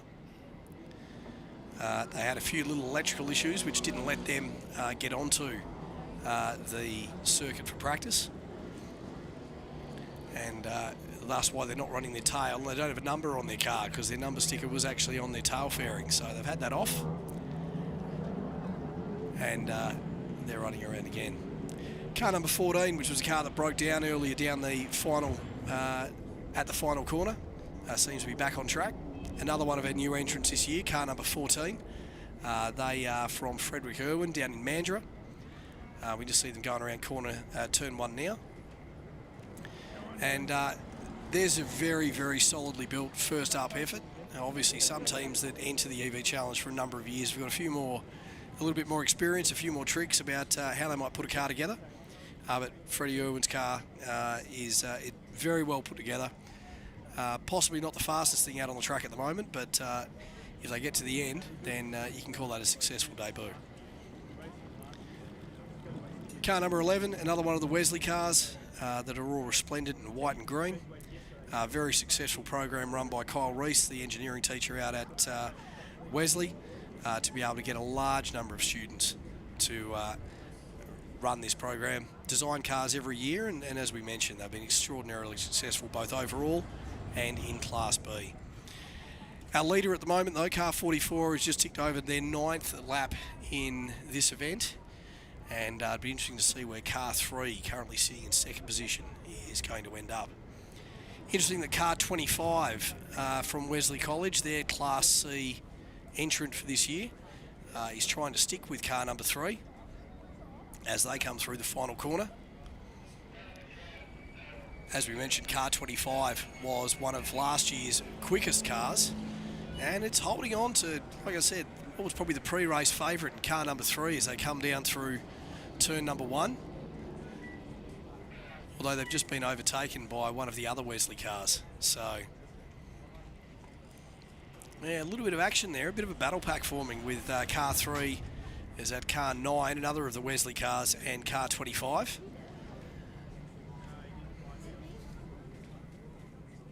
So the gap now between 44 and number 3 is back at around 30 seconds. So I think that issue that was affecting car number 3 could very well be continuing to affect it, although it could be that the driver is of car 3 is now starting to conserve battery energy a little bit. So a little bit about the circuit where we are, up at the Tiger Kart Club at Wanneroo. It's actually the first EV Challenge, actually I lie, it's the second EV Challenge event that ran here, which was way back in 2005, but it's the first one in 15 years, and fantastic circuit. Tiger Kart Club have been very accommodating in the use of this circuit, which has a fantastically smooth surface, a good mix of slow and fast corners, and really testing those electric vehicles, both in terms of being able to corner well, being able to have good top speed, and be able to accelerate well and be quite well managed from an energy front. So 10 laps gone now. We'll very soon be entering into the pit stop phase of the event. Each of the cars has to have at least 2 pit stops, and in each event we need to have the driver get out of the car and either get swapped into it by a new driver, or they may jump back straight back in the car and keep going. So obviously the idea of having multiple drivers is really there to ensure that there is a focus on building the best vehicle and not just having a kid who's a very, very quick driver be the reason for your success. So this is very much an extraordinarily cheap version of Formula One, where you want the best car to win, not necessarily the best driver. So with the set of regulations we have, obviously that can be relatively successfully done. If we run through the class leaders at the moment, obviously we've got car number 44 still out in the lead, now with a gap of 26 seconds, so they're not only leading overall but also leading Class C. Second in Class C and second overall is Re-Energize, car number 3. They've set the fastest lap at a 1:41. Third in Class C is car number 25 from Wesley. In Class B, we have car number 9, which is third overall, leading Class B. In second place in Class B, we have car number 12 from Comet Bay. And in third place in Class B, we have car number 10 from Wesley College. So as we mentioned, 20 minutes have ticked over now, and traditionally this is around about the time that we see our first pit stops. In fact, we see our leader pitting in now, car 44 coming down the pit lane. Car number 3 seem to be coming up off the final corner, so they will take the lead overall with car number 44 in the pits.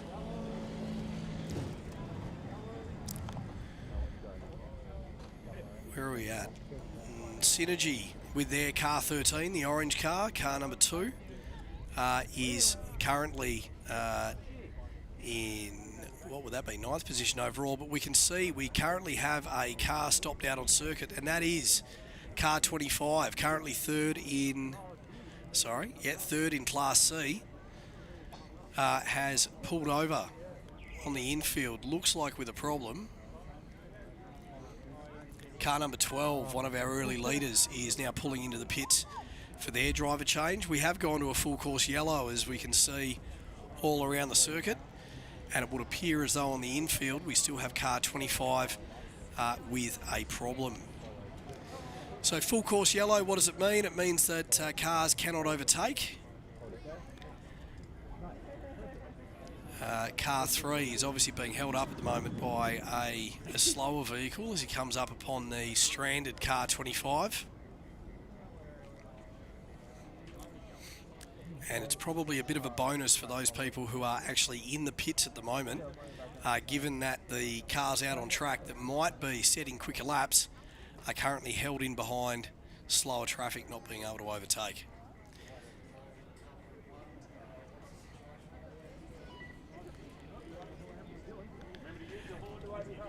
Coming through the shot now, car number 7, one of the many from Wesley College. You'll probably recognise that green and white livery. Still full course yellow at this point.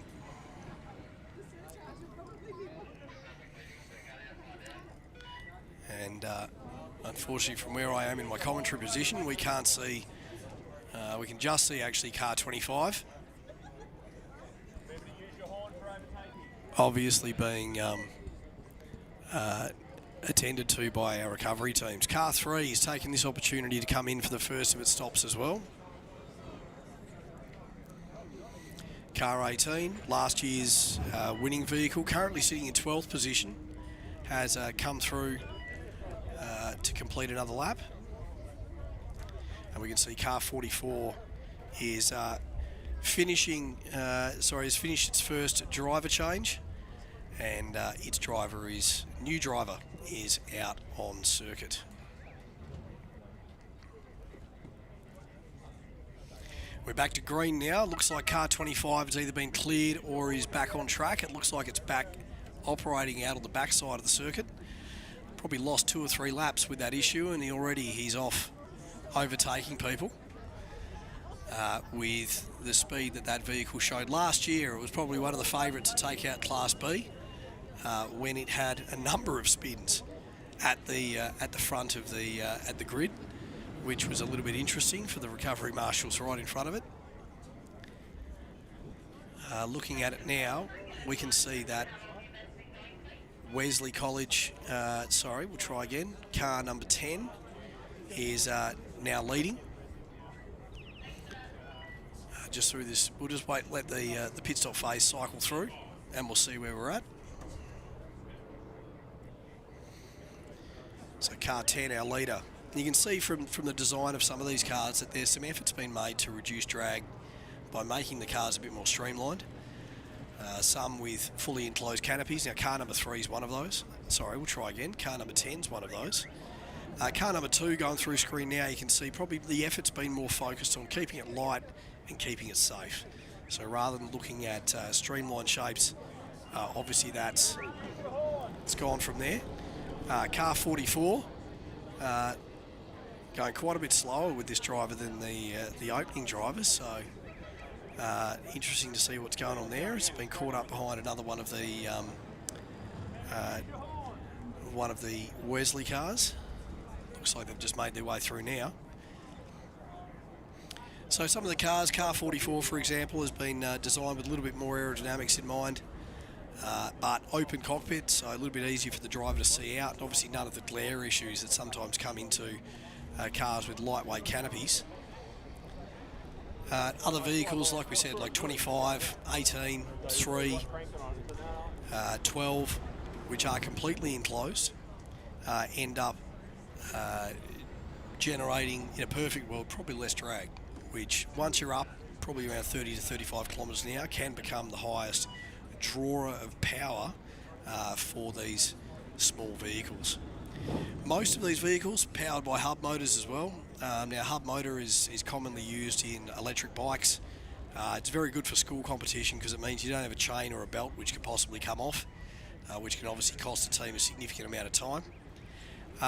Generally though, hub motors have the disadvantage of not being able to run with different gears. In other words, they're not necessarily going to be running with their maximum speed that they potentially could. They're limited by the gearing of the motor itself. So car number 3 is about to cross the finish line once again, following his pit stop. And he's currently in second place behind car 10 from Wesley College. So car 10 coming around the backside of the circuit.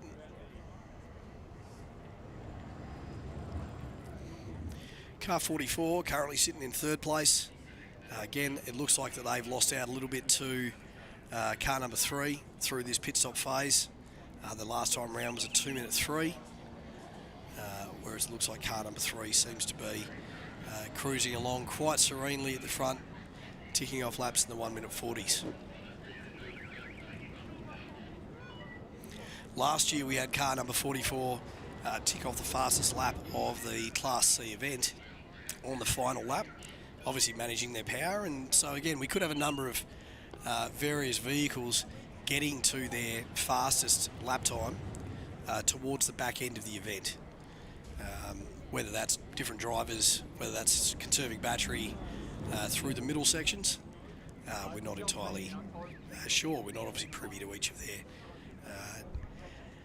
what's the word I'm looking for here, strategy decisions.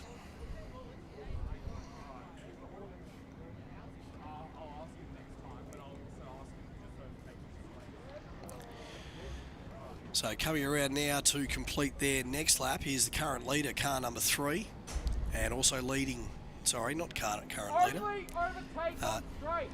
currently leading Class C is car number 3 from Re-Energize, and their last time round was a 1 minute 41, which was almost their fastest lap, within a couple of tenths of a second, and almost the fastest lap of the event. Car number 10 is nearly a lap in front of them, actually, or half a lap, around the back side of the circuit now. So, excuse me. We can see car 25 chasing car 18. Now they were 2 of the fastest of the Class B cars from last year. Car 25 now in Class C. Car 18 currently being passed by the current Class B and overall leader, car number 10.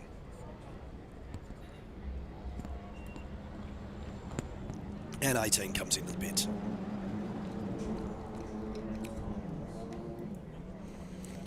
It's been a relatively incident-free event, actually. We've had little of the carnage that we saw at the beginning of last year's event, where we had cars spinning at the front of the field and cars having to take avoiding action. All the drivers seem to be well behaved. We haven't seen any near misses.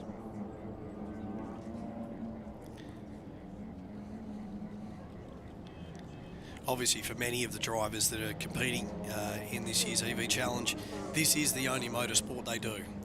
We do have a few who compete in go-karting or other forms of grassroots motorsport, but for most of our drivers, this is their first taste of getting out on a track, having to remember all the rules, remember what the lights mean or the flags mean, and all the requirements that have been given to them through their various briefings. So it's been obviously a bit of a challenge for some of these students who are driving to know exactly what to do in each particular situation.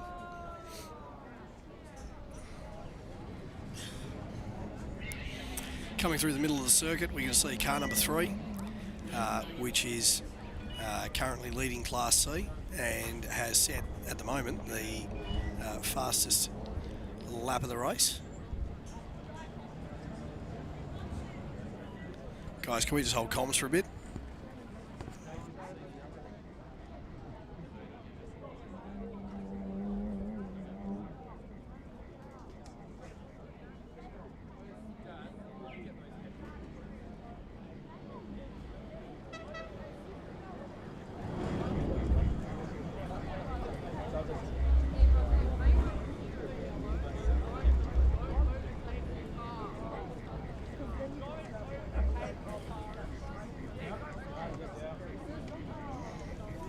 Alrighty, apology about that break. Once again, we occasionally had an interruption.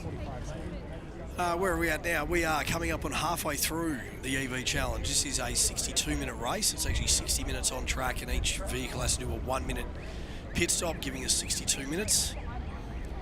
And as we said, car number 3 is in the lead at the moment with 15 laps, just ticked over 16. Car number 44 is currently in second place, both in Class C and in the overall standings. Car number 10 is third place with 15 laps, and they have, they've currently got the lead of Class B. Now, our other Class C runners for tonight, we do have one of the Wesley College cars in car number 25. We also have the Synergy Apprentices team, which is car number 2, the bright orange car, and we have Ashdale Secondary College in Class C as well, car number 16. With Class B, we have number 10 from Wesley leading, car number 7 from Wesley in second position, and taking out a trifecta for Wesley, car number 8 is sitting in third in 7th overall. So again, car 44 is currently in third place overall. You can see it there being chased down by car number 18 from Comet Bay.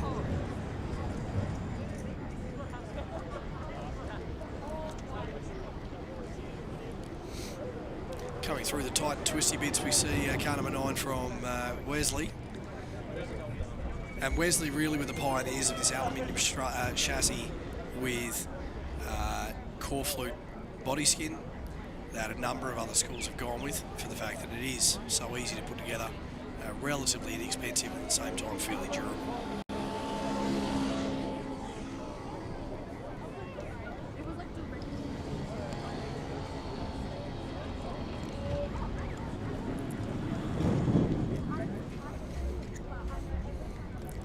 Car 16 from Ashdale just entering the pits now. And we can see right over the back of the circuit car number 11 now flashing through circuit before, through vision before. We just saw the fluoro vested recovery team. Fantastic effort from all of our volunteers to go out there. We have the recovery team to be able to take these cars off circuit if need be and get them back to the pits. Often when cars have a bit of a problem, we're able to get them back out. And the recovery team does a fantastic job. So these are all volunteers, often other teachers at schools that are competing, or parents of kids who are driving, and the work they do is fantastic. So again, thank you to all of our volunteer marshals, our volunteer timing crew, and of course officials from Motorsport Australia as well, without which this event would not be able to happen.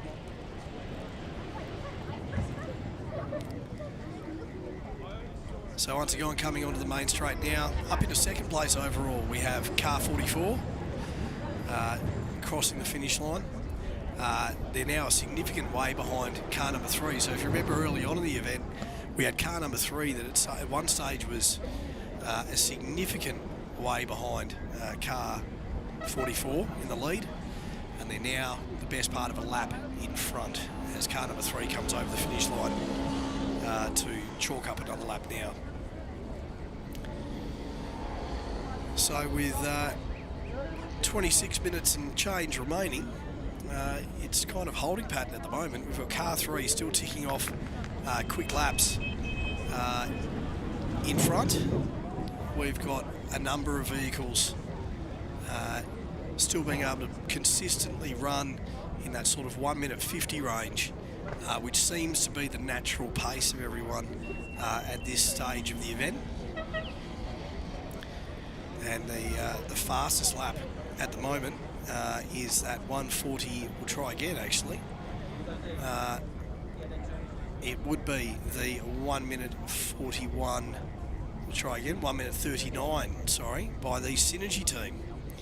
So that's obviously pulled some pace out, although they are well down in the field.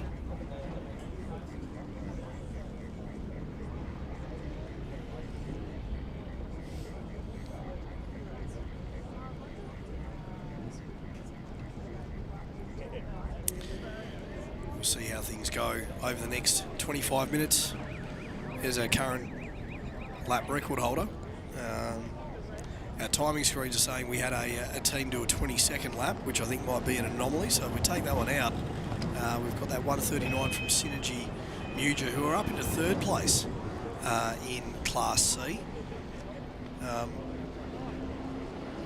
Looking at it on the circuit, you probably wouldn't think car number 2 is actually setting really quick laps, but that's certainly where they appear to be at the moment. As we see car number 8 from Wesley coming in for their stop. Looks like the first of the second stops are beginning to happen now. With our pit stops, to ensure that we have safe changeover of drivers and ensuring the belts are all done up, etc., etc., we make sure that the stop is a minimum of 1 minute stationary in the pits. And what this does is ensures that teams can not rush the change, obviously there's no refueling with electric vehicles. The whole event is done on a single battery. And the drivers themselves have to get strapped in. And the 1 minute really gives people a lot of time to be able to do that without rushing, no mistakes. Certainly no 2-second pit stop like you get in a Formula 1 race, but they're not changing drivers either. On screen at the moment we've got the car number 12 from Comet Bay College, sponsored.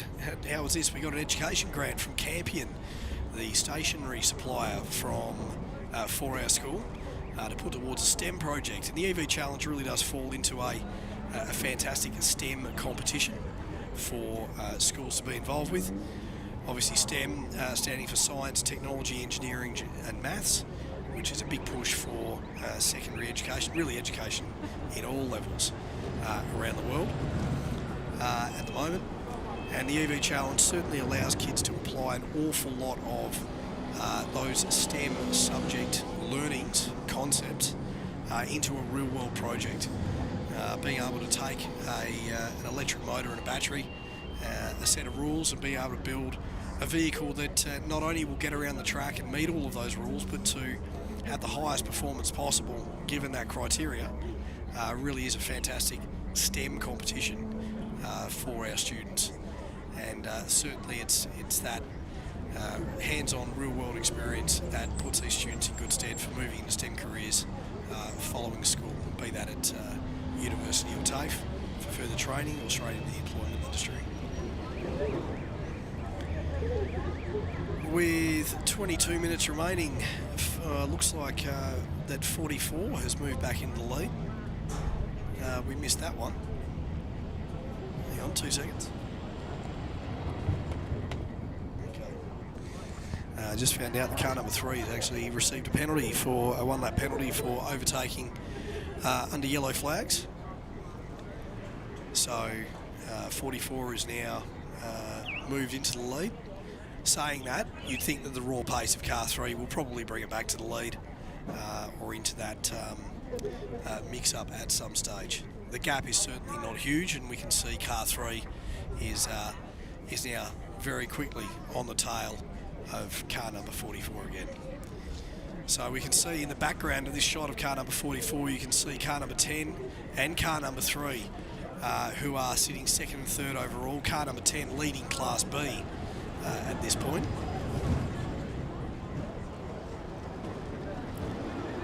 Last lap round for car 44 was 1 minute 50, and car number 3 has gone through back. Oh, here we go. It looks like they have pitted car number 3.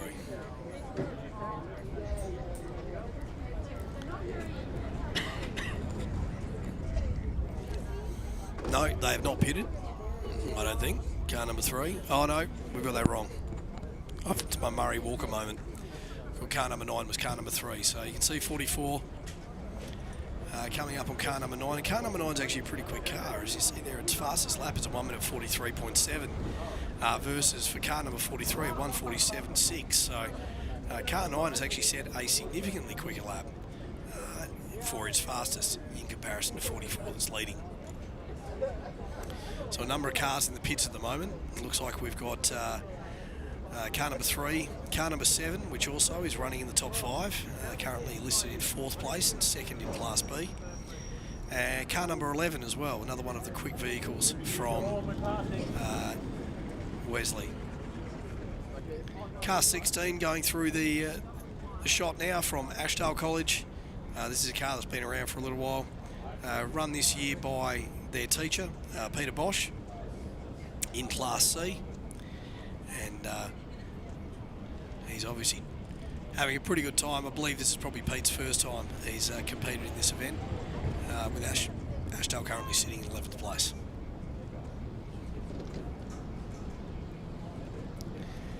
Still leading at this point is car number 44 as it's about to tick over its 21st lap.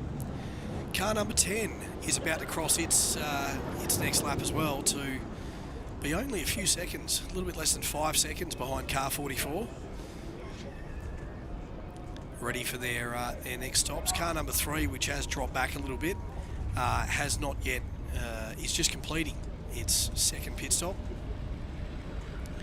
whereas car 10 and car 44 have not yet done so. So it'll be interesting to see once all the stops are kind of shaken out, who will be where. But of course, it's not necessarily about who's leading 40 minutes into the event, it's who's ticked up the most number of laps by the time we get to the end. A little bit of a roadblock here with for car 44, allowing car number 10 to catch up a little bit through the infield of the circuit. Do you want to have a go, Joe? Often the effect of, oh, that was tight. It's car number 10, car number 16 and car number 12 all kind of got pinched together there.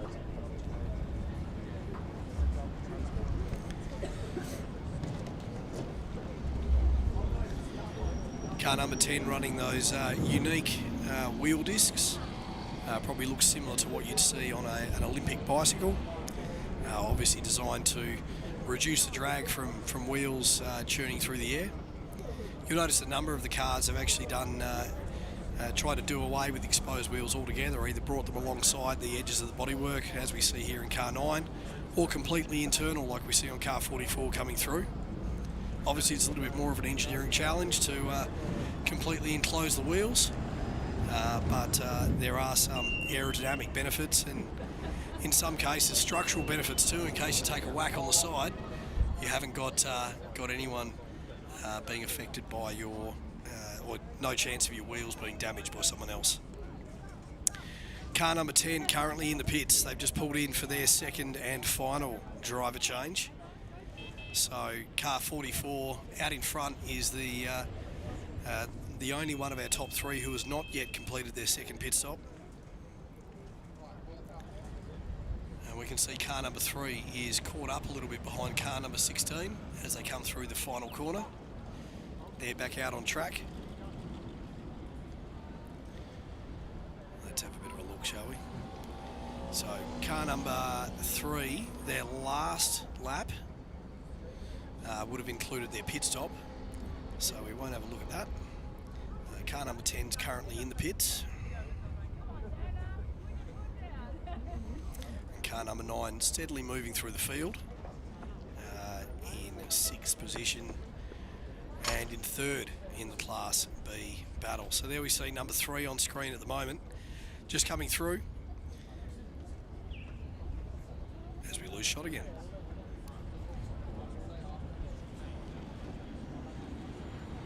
Car number 7, we have got again one of Wesley College cars that's in 5th position at the moment, currently 2nd in Class B.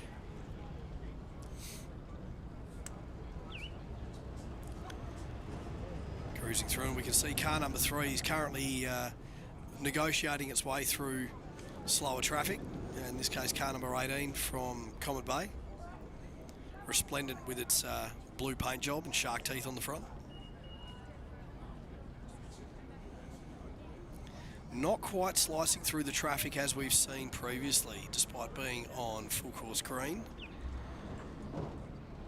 We're used to seeing car number 3 really hammer its way through traffic. Great story this for car number 13 from John Septimus Rowe. Their first car, their teacher was very, very concerned that they were not going to get out on track this year. They've done so. They're still banging in laps.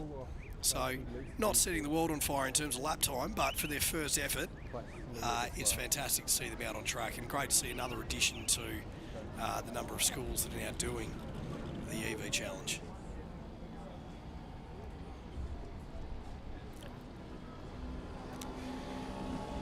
Looks like car number 44 might be running long in its second stint before swapping over.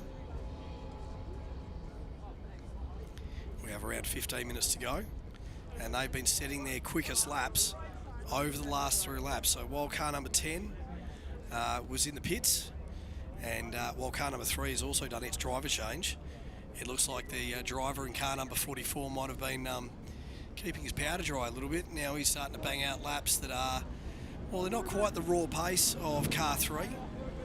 Car 3's fastest lap is a 1 minute, let me try that again, a 1 minute 41, with the quickest lap for car 44 at a 1:42.6 now. as car 44 enters the pit. So we'll see where they end up at the conclusion of this driver change period. We can see car number 10 on the far side of the circuit is about to come onto the same lap as 44. Right now they're currently one behind, which puts re-energised car number 3 back into... Oh, my timing screen's jumping around a little bit, so we can see who's this coming around that final corner. That would be car number 10, travelling at a significantly slower rate than it did with its previous driver. So car 10's last lap included its pit stop, so that was significantly slower, but it'll be interesting to see where they're at. But they certainly don't seem to be pushing as hard as they were through the middle portion of this event.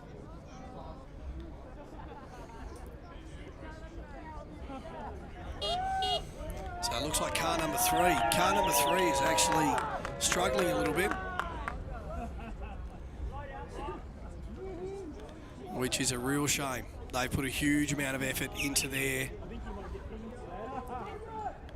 There we go. Actually, we've gone to full course yellow, which I missed. Hopefully the drivers haven't. Hopefully they haven't. We have got car 12 exiting the pits now, but it's full course yellow. Looks like car 12 has not seen the full course yellow. They've slowed down now.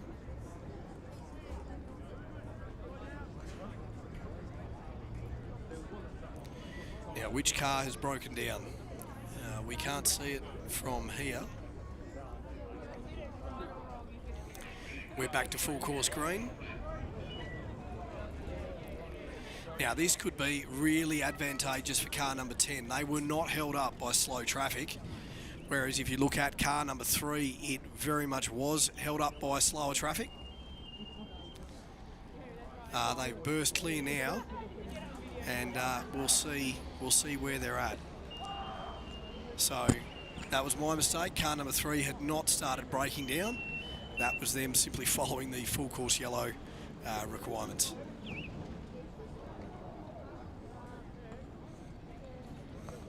So car 44 still in the pits, and again this could be advantageous for them. Oh no, 44's out of the pits now, but this could have been very advantageous with car number 3 and car number 10 having a couple of slow laps due to full course yellow and an inability to overtake slower traffic during that time. And we do have a number of vehicles out on circuit that are significantly slower than others, so that has really played out of the hands of car number 3. Car number 3 now about to round up car number 10 around the back side of the circuit coming into the final turn. And so that'll move car number 3 into second outright and second in Class C. Wesley, number 10, who's been our long time Class B leader, is currently looking like it's losing pace. Now, whether that's, as we said, a slow driver or whether that's having cooked their battery a little bit early, we'll see. Coming across the line now, we've got a number of different vehicles following their second pit stops. This is where the fun begins, because we've got a huge number of cars that are starting to be affected. Have their drivers gone too hard, too early in the first 2 stints?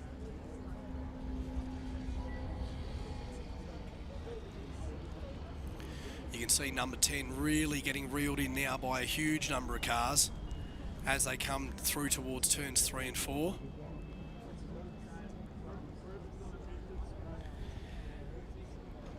We'll give it another lap and we'll have a look at who's actually going quick now as opposed to in previous times. It looks at this stage, just looking out across the circuit, the car number 3 is the quickest vehicle on circuit. Car number 44 now having the same problems that car 3 had a little earlier, where they're getting caught up through the twisty bits behind a slower vehicle. So having to hold their line, waiting until the traffic had cleared a little bit, finding a bit of straight to overtake.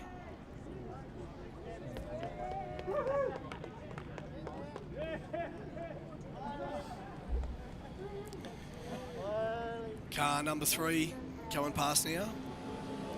And their last lap is a current lap record of 1:39.4. So they are definitely the quickest vehicle out on circuit at the moment, but they are some way behind car 44. Saying that, there's still 9 minutes to go, so they'll need to start reeling car 44 in at a significant rate for them to be able to knock this off. So 44 coming through the final corner now, rounding up the car that's in 6th place and in 3rd place overall in Class C, which is the Muger team. Looks like we've got another one of the Wesley cars coming through the middle of the circuit that's a little bit slow. It looks like it might have been affected by a battery being cooked.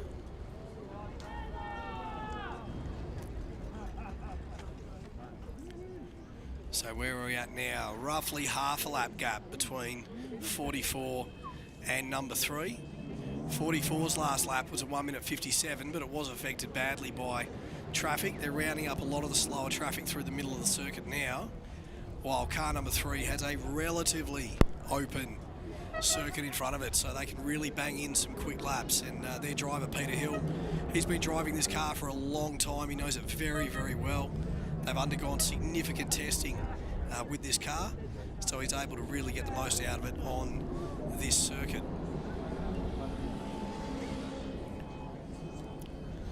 So they've just set a 1:40.5 with a gap of 1 minute to car number 44 in front. We'll see what that gap looks like the next time they cross the line. In Class B, which is our, of course, high school class, car number 9 from Wesley still looks like it's travelling quite strong. It's able to knock off laps in the low 1:40s. As we see, car number 12 looks like sort of a fair bit of pace in it at the moment, with only just under 7 minutes to go. Go past our commentary position. But car number 9 is currently our Class B leader, although this could be 9 coming into the pits now, so we'll see how that goes. Car number 7 is currently in 2nd place for Class B. Car number 10 from Wesley in 3rd for Class B. The rest of the Class B runners in 4th position in Class B and 7th overall. We've got car number 8 from Wesley in 8th overall and 5th in Class B. We have car number 12, which of all of those Class B runners appears to be the fastest on circuit right now. Has the drivers in car 12 played their cards right, and they've just conserved power through the early part of this event and cooked it, and they're using it to very good effect now with a little under 6 minutes to go. So car number 3, a 1:48. Now, were they affected by traffic on that lap? But they have not bridged the gap in that lap to car number 44, and time is quickly running out. The question is, can 44 keep this pace up? Wesley number 9 is currently in the pits, and it looks as though they are still holding the lead in Class B, but with 5 minutes to go, we'll see how that goes as car number 12 sets the lap record at a 1:39.3. Car number 12 from Comet Bay College is flying in the last 5 minutes of the EV Challenge for 2020. Have they left their run too late though? Are they going to be able to catch the runaway Class B leader, which is car number 9? They need to at least do 2 more laps than car number 9 at this time. Are they going to be able to do it? We've got less than 5 minutes to go. Are they going to be able to make this time up? This is going to be very, very difficult. For car number 3, are they going to be able to make up the minute or so to be able to catch car number 44? Can car number 44 keep going? full course yellows really could affect the outcome of this event.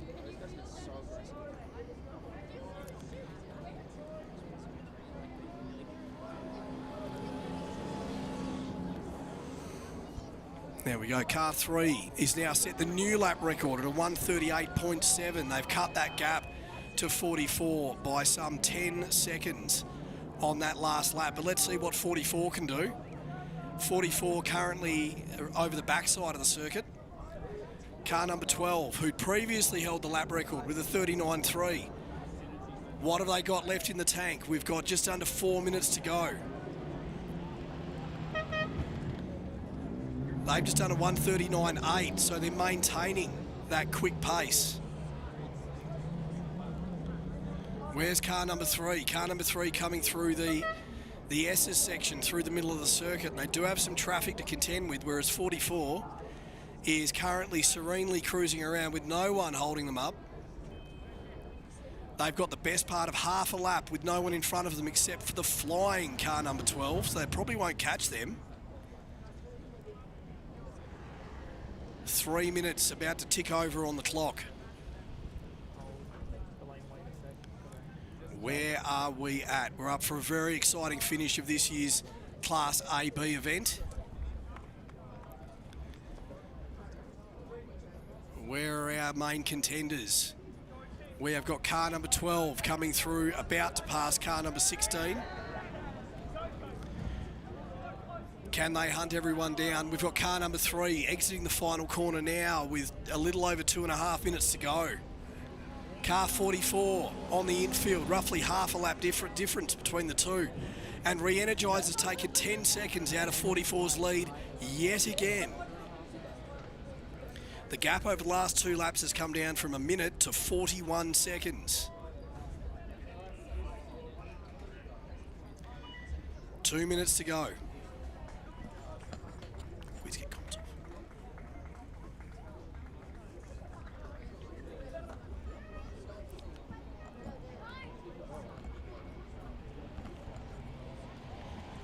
John.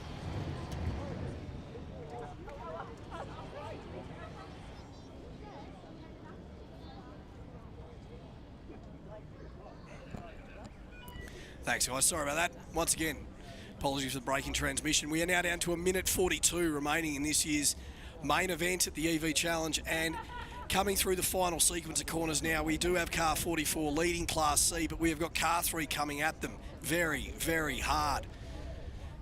Car 3 dicing with car 18 at the moment through the back end of the circuit. So with a minute and a half to go, car 44 is leading with 30 laps. Car number 3 is currently in second position with car number 2 in third. Leading Class B, we still have car number 10 from Wesley College. And car 12 has spun in the middle of the circuit. Oh, missed that. What happened there? They are currently stuck in the middle of the circuit.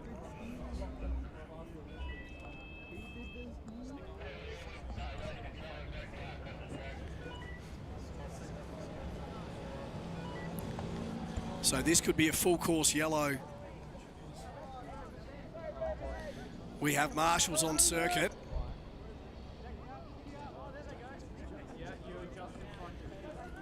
Car number 12, what's happened there? It looks like they've had a car failure of some kind.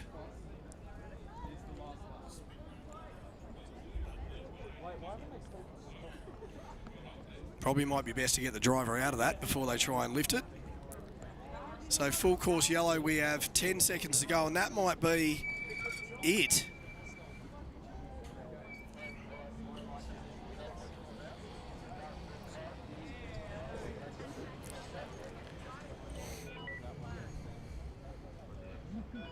So, still a full course yellow, and it looks like we will have, for the first time in a while, a repeat overall winner for the EV Challenge, with car 44 rounding the final corner now, just behind car 10, which will be our Class B winner for this year.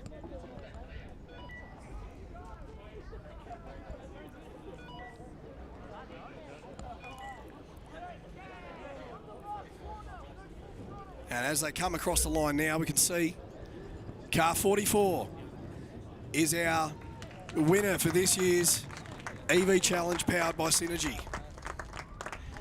Coming around the back of the circuit now is car number 3 from Re-Energize Racing, which has been the fastest car on circuit. They are our lap record holders with a 1 minute 38. And they come home roughly 30 seconds behind.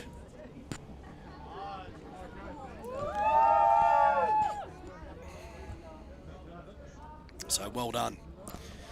Now coming through the middle of the circuit, still to complete their final lap in orange, we have the Muja Synergy car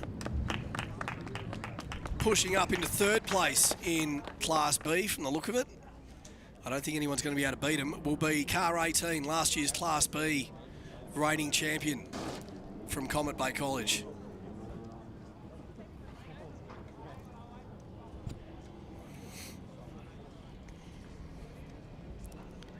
So there's our Class B winner coming through shot, along with car 44, our Class C and our overall winner for this year, as it did last year and as it did in 2017 as well.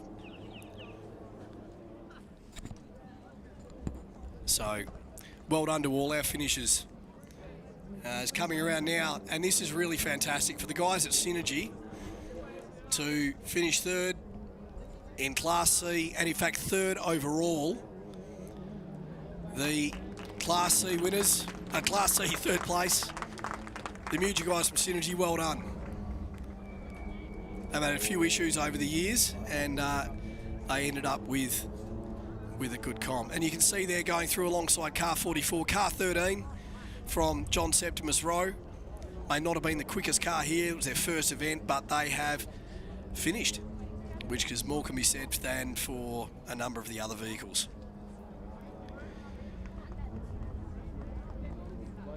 So just to run you through the overall categories again, starting from 1st down to 14th. So in 1st we have car number 44, which also was the Class C winner. 2nd place we have car number 3, which was 2nd place in Class C as well. Both of them doing 31 laps. In position number 3 we had car number 2 from Synergy, which was also 3rd in Class C. 4th place went to car number 10 from Wesley College, and that was the winner of Class B. In position 5, car number 9 from Wesley College, 2nd in Class B. In position 6, 3rd in Class B, number 18 from Comet Bay College. And the rest of the vehicles, we had car number 7 in 7th position from Wesley. In 8th, car number 12 from Comet Bay, which seemed to have some kind of structural failure right at the end, but it was really going quick. In 9th position, car number 8 from Wesley College. In 10th, car number 11 from Wesley College. In 12th position, car 13, which has just stopped out on the road. There you go, unlucky boys, from John Septimus Rowe. In 13th position, they must have had some kind of an issue. We had car 25 from Wesley College, and bringing up the rear, we have car number 14 from Frederick Irwin. Well done on everyone who competed today.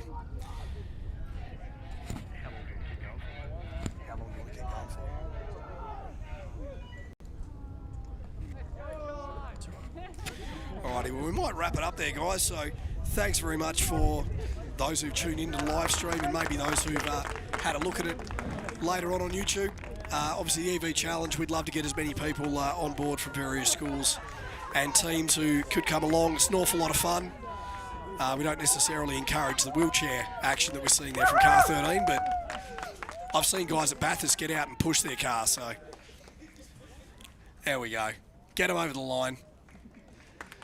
There we go. I seem to remember a Peugeot and a Super Touring Bathurst having the same thing happen, so excellent, guys. All right, well, thanks very much for tuning in. Thanks to North Metro TAFE for the amazing job they've done today, to our major partners in Synergy, to Motorsport Australia, to the Tiger Kart Club and Mega Fast Karts as well.